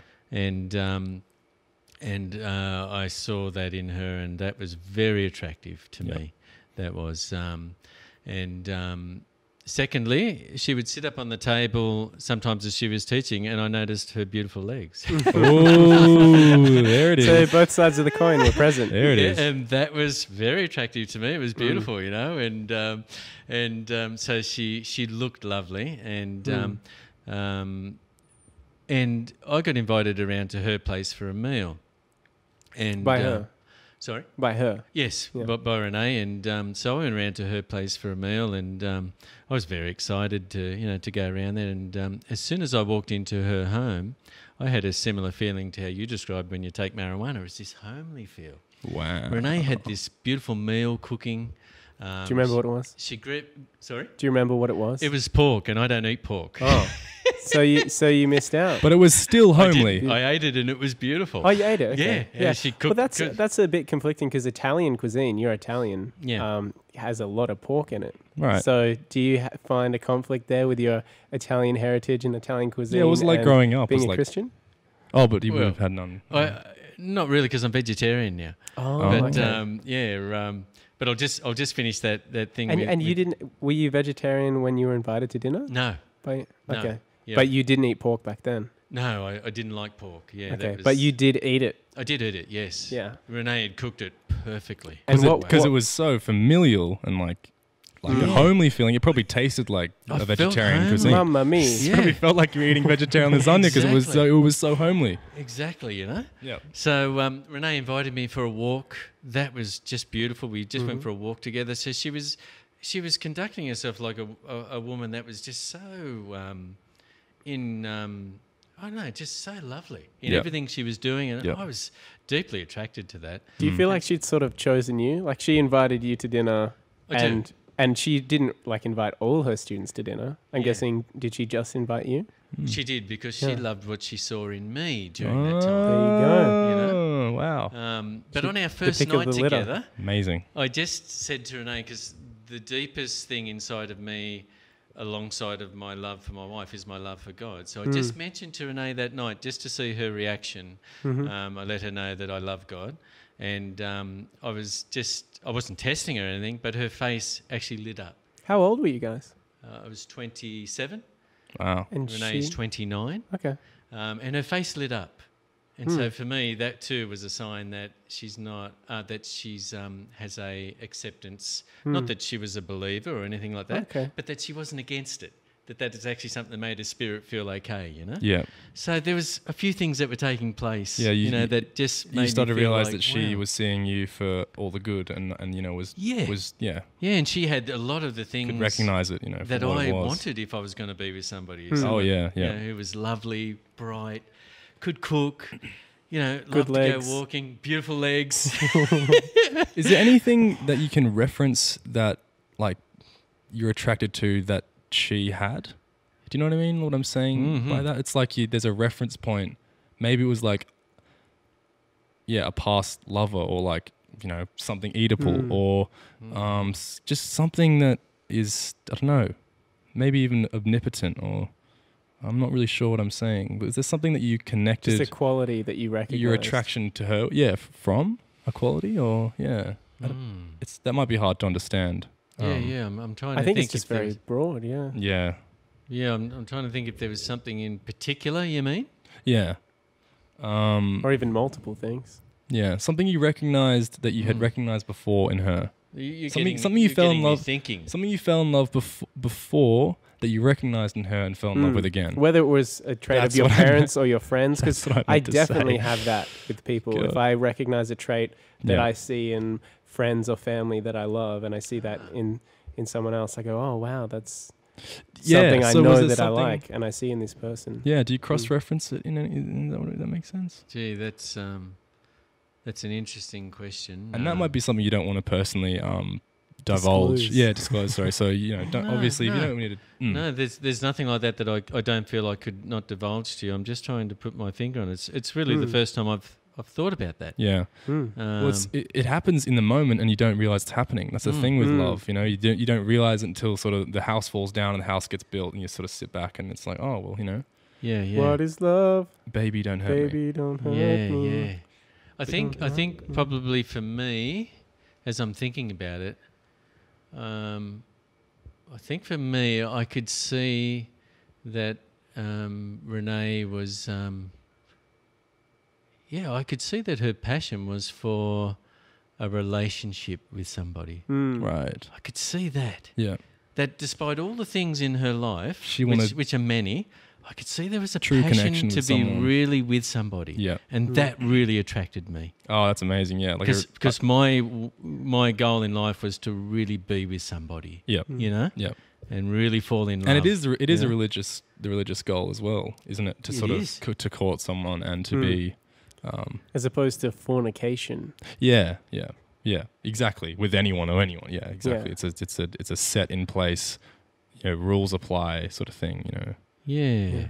So I think that might have been it. Now that you've just asked me, like a want for true companion, love, friendship. She showed me that. Yeah, I could see it in her eyes. Because some people are in it for themselves sometimes. Even in a relationship way. Yeah. It's sort of Machiavellian, or it's sort of I've been trying to get the leg up. Yeah. But some people actually want a true and human connection that is like a vital flow as possible.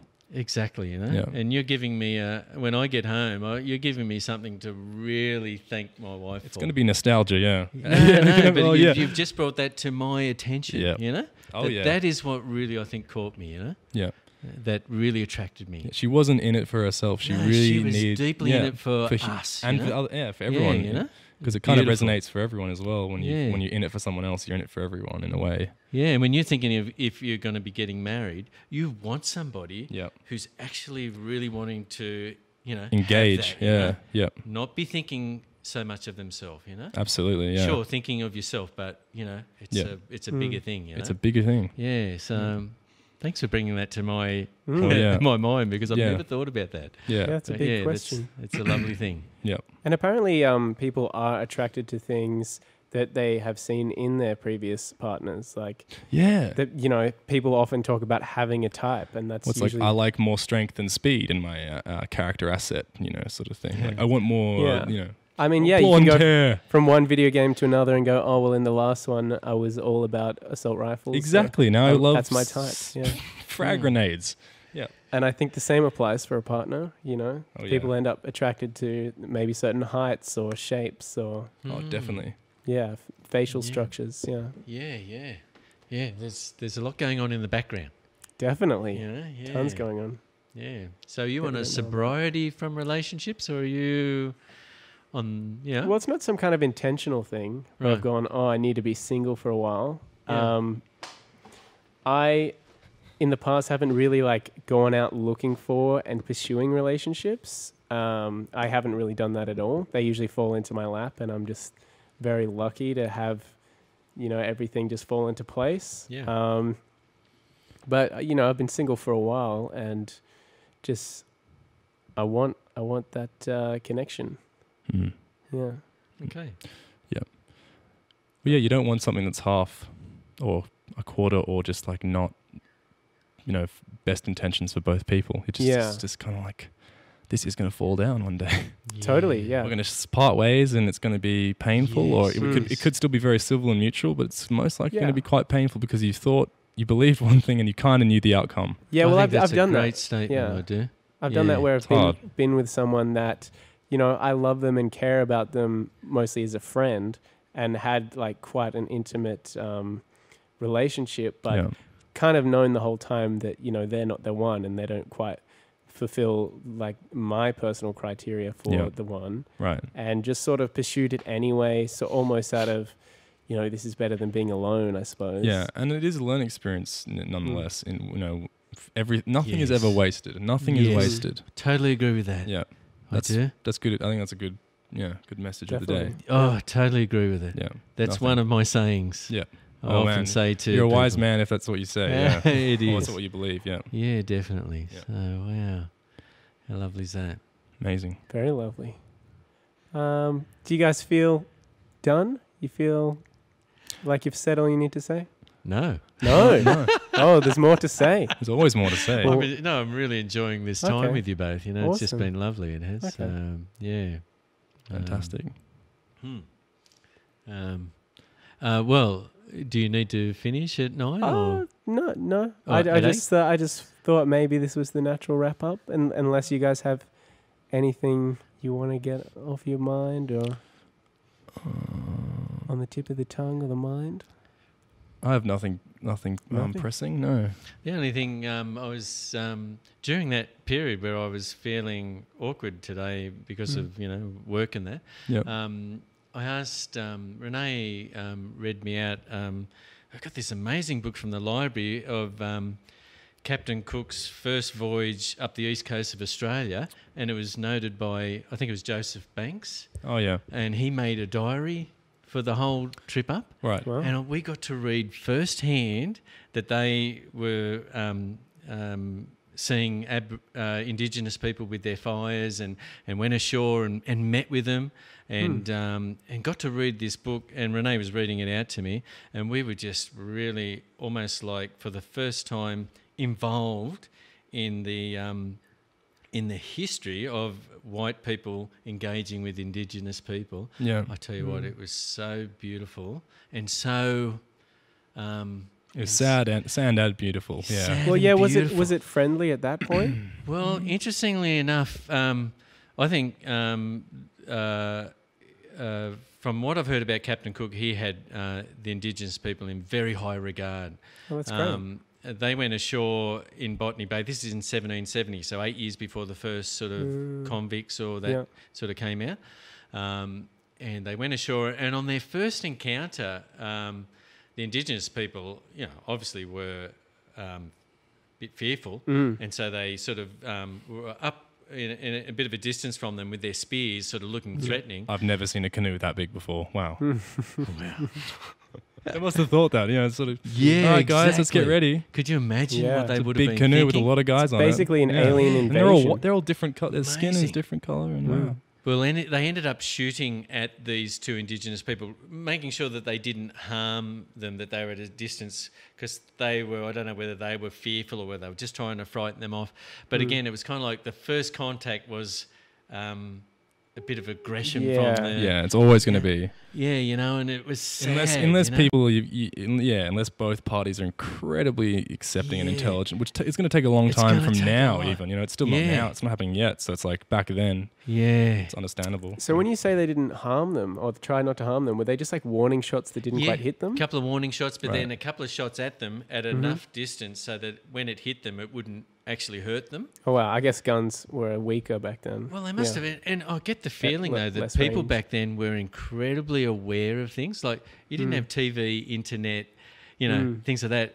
You actually had time to really understand things. I got a feeling they knew it wasn't going to penetrate them, but it was going to disturb them. They must have had that knowledge. If I shoot from this distance, it'll be right, sort of thing, But I tell you what, the sense of that I'm there witnessing the first interactions between man and white man and the Indigenous person, and they're all up and down the coast. There's fires burning.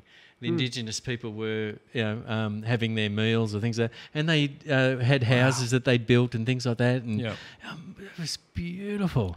So I feel like I'd just been on a magnificent vision of the first contact between Indigenous people and white men. And there's a couple of stories there where the Indigenous women that were fishing totally ignored the people on the boat there as if, I don't even care that you're there. We're just getting about, cooking for our family and that, Yeah. That's amazing. fair enough. That's so refreshing to hear an account of someone's that is like supportive of the Indigenous. Like to hear, a white man go, these Aboriginals are incredible people, and it's like, because I've met some incredibly bigoted white, especially males, predominantly racist white men who believe the most shocking. I don't think they've picked up a book in their life because they believe that like Aboriginals burnt off all of Australia, destroyed everything. They had poor technology. They couldn't farm. They couldn't have livestock.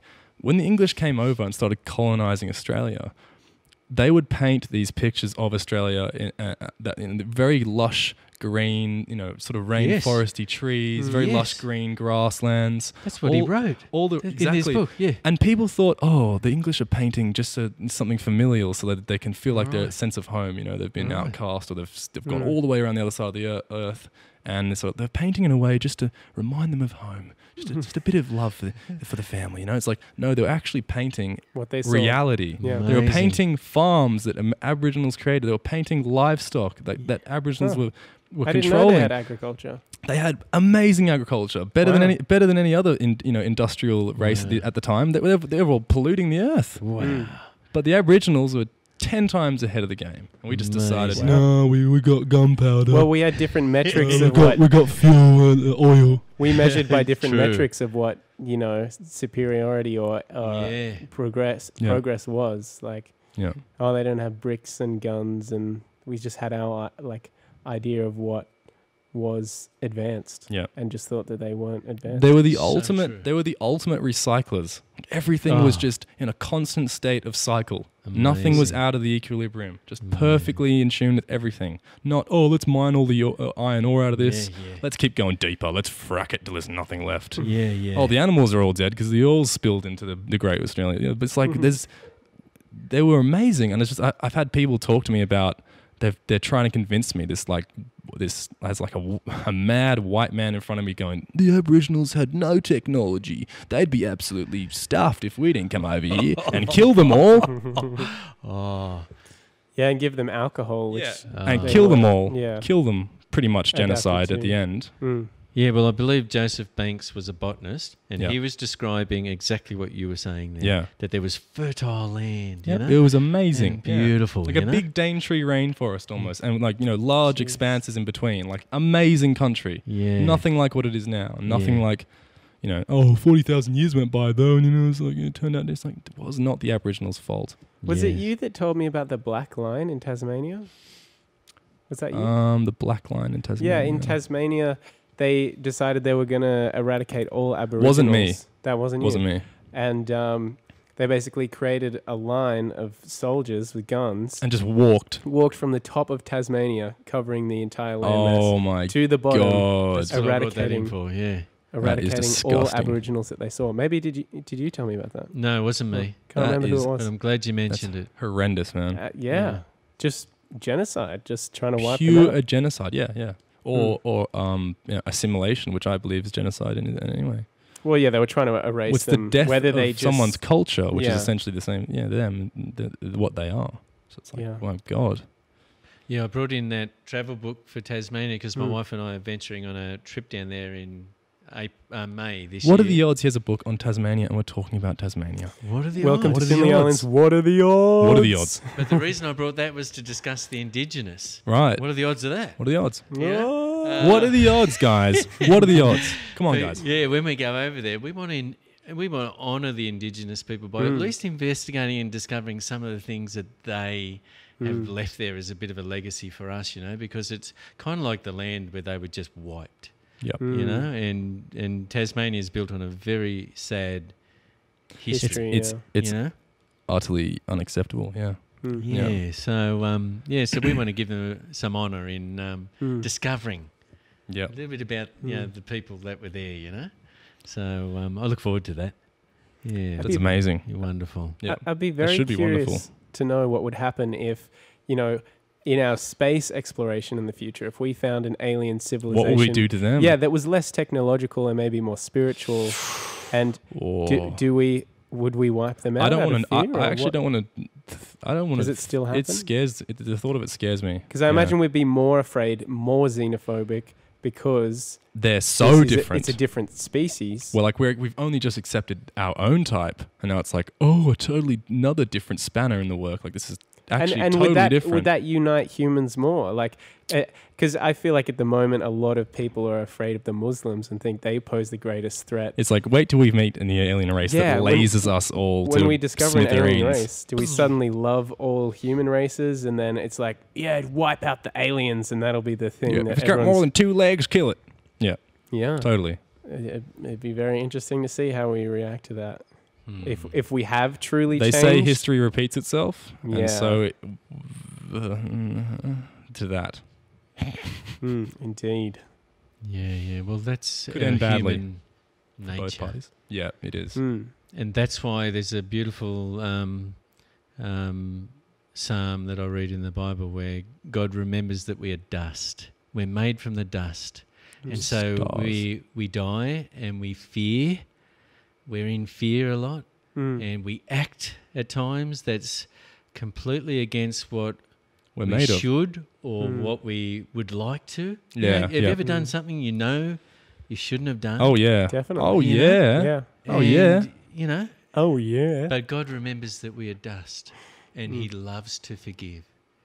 He loves to forgive when you're genuinely sorry, and that is so important. It is. Yeah. That is because we all need it. Yep. None of us can stand up and say we're innocent. No. And Yeah. that's it's important to sort of point out that the Indigenous people were a beautiful.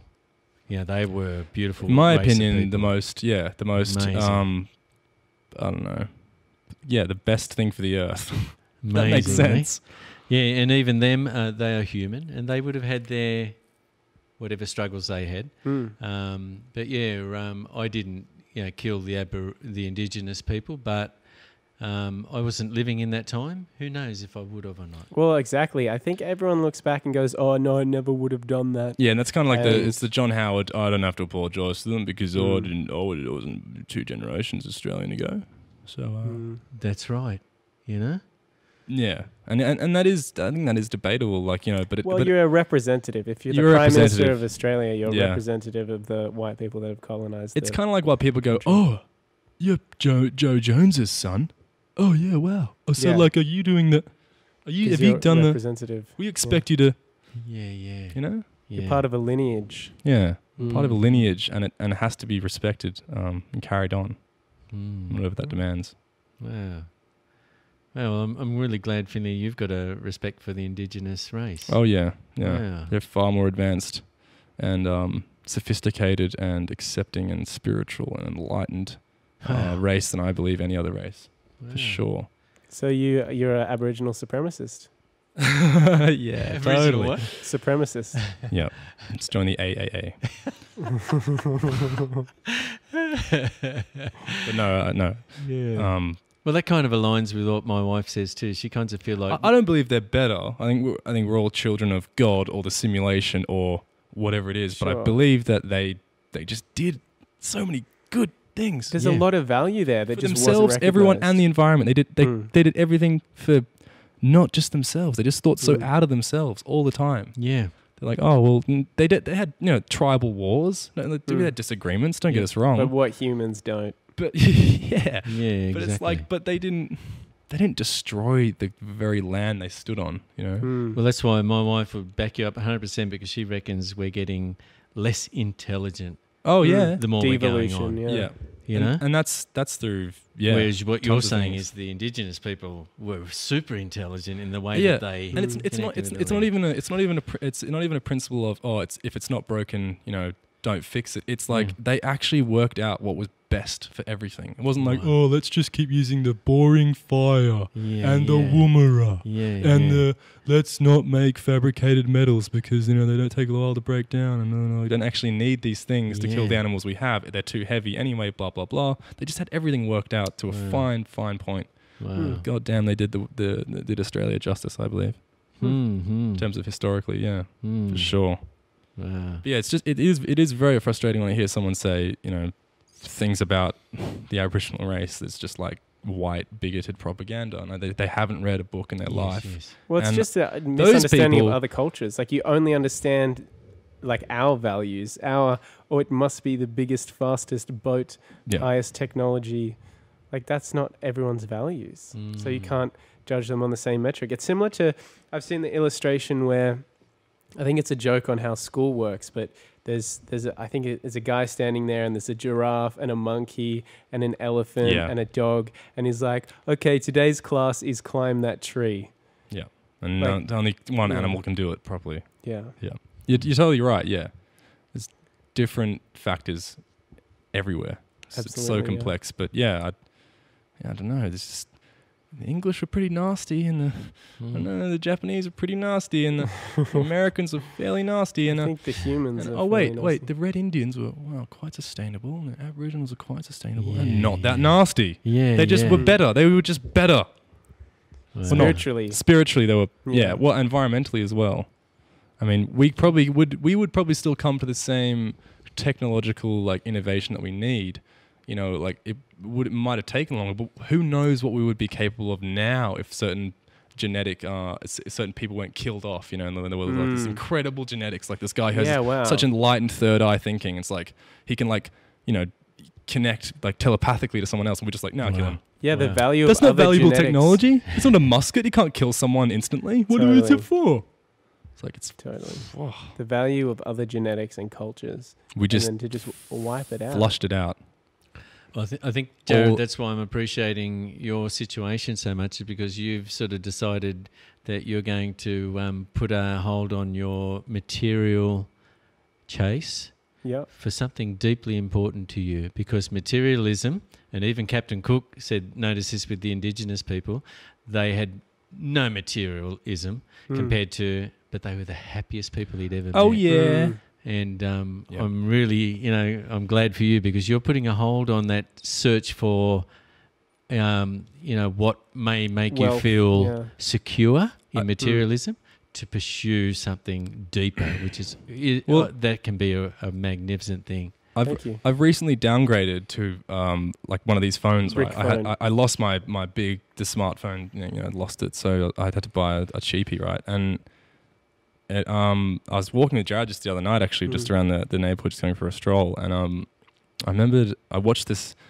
guy's video on Friendly how Geordies. Friendly Geordies, isn't it? Yeah, Jordan Jordan Shanks is a creator of this channel called Friendly Geordies, and he basically discusses how smartphones are, like you say, de-evolving us. They're making us dumber. Like, you know, we're relying on dopamine and like excess of dopamine and all this sort of stuff that's being released when you know, get a notification of something on your phone or this and that distractions.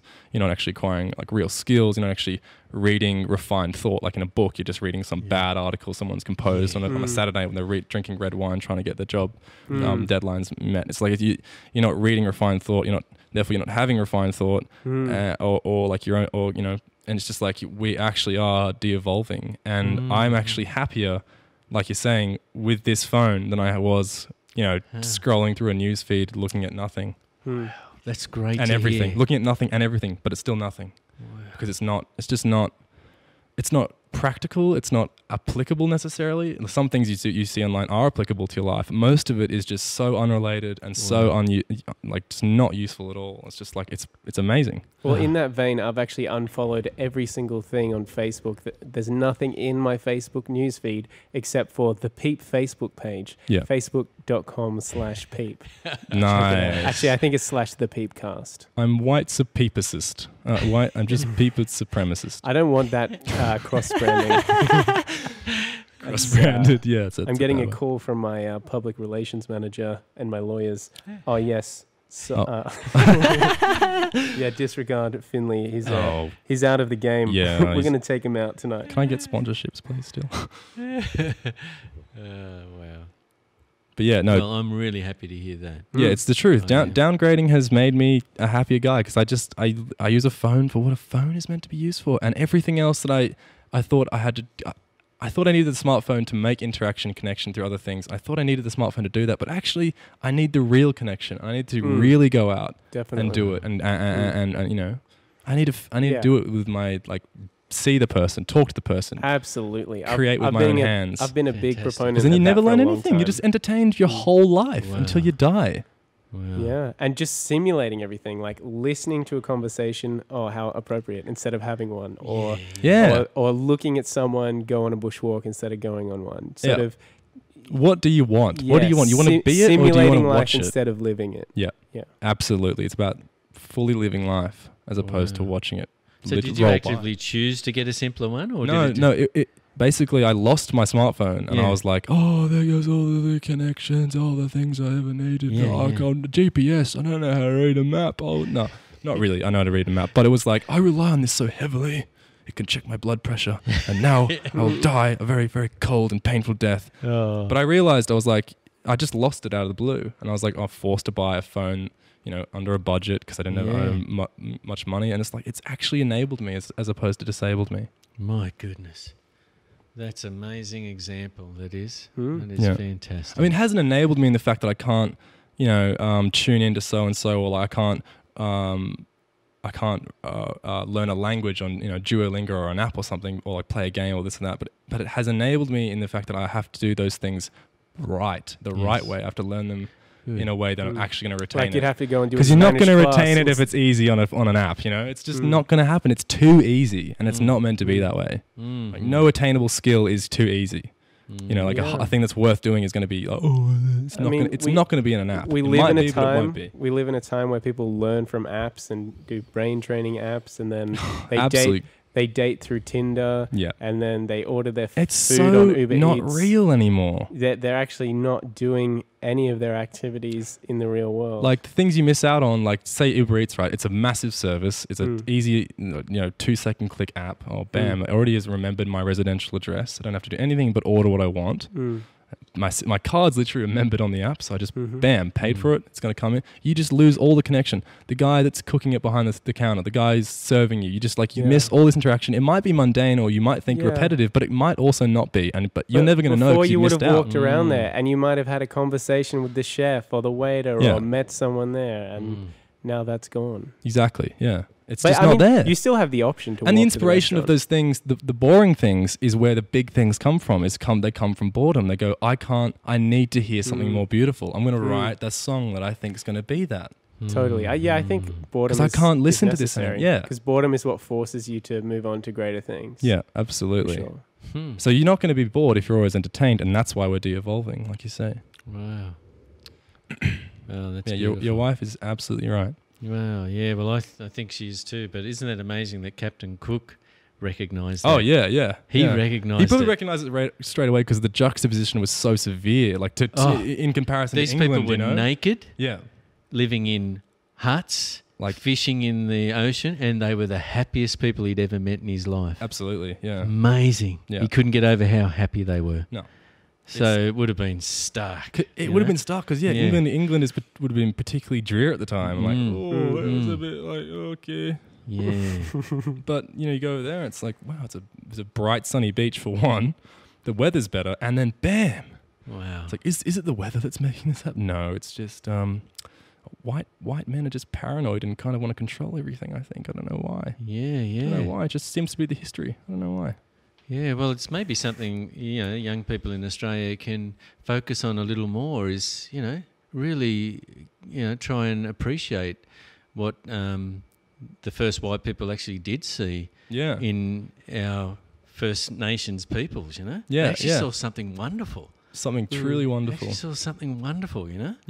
Unfortunately, we wiped all that wonderful out. We got paranoid and Yeah. we did the paranoid white man thing again. Yeah. We just did it again. Need more guns and more cocaine and white monkey from our back. And damn, now I'm even more paranoid. Yeah, because we're in Australia. We're looking for things about it, and I feel like that's happened a lot with Anzacs and that lately. We're looking for something to base our sort of strength in, or our sense of purpose. And if you could sort of investigate the Indigenous people and see what they were really like you have discovered, Yeah. that can give you a real sense of value and Really, yeah. foundation that your country's built on. Yeah, There were absolutely. people here that were married to the land, Yeah. that knew, how to Fully survive and enlightened, yeah. live, and they're incredible qualities. Because if something happened in Australia now, there'd be a lot of people struggling to survive because they don't know how to. Can you imagine England at the time? You steal a loaf of bread and you get your arm cut off, or you get hung, right? Wow. And then imagine if an Aboriginal stole someone's, whatever they're eating, bread, Yeah. literally, maybe. It's like, I don't think they're going to get killed for that. Yeah. I think they just had something else. Oh, well, actually, you can have some as well. Yeah. Because we don't need this crazy judicial system, which is basically just to empower the top people that are most wealthy and to keep the paranoid, super rich people in control still. And that's the only reason, really. There is some law and order, but most of it seemed pretty damn bad, and I don't think you needed it because obviously the Aboriginals were doing pretty well. Yeah. Yeah. But yeah, that's another thing, I guess. Uh-huh. Well, you've left us with a lot of things to think about, Finley. Yeah, and it certainly you too, has. Tony. Yeah. And it's been a wonderful episode of the PeePcast, episode 5 on Radio Blue Mountains, 89.1 FM. Oh yeah. I've been Jarrod Hurdle. With me, I've had Finley Island as my co-host and Tony as my special guest. Tony Pascalini. And I hope you've enjoyed the show. Awesome. Thank you. I have. Thank you. Farewell, everybody. We love you all.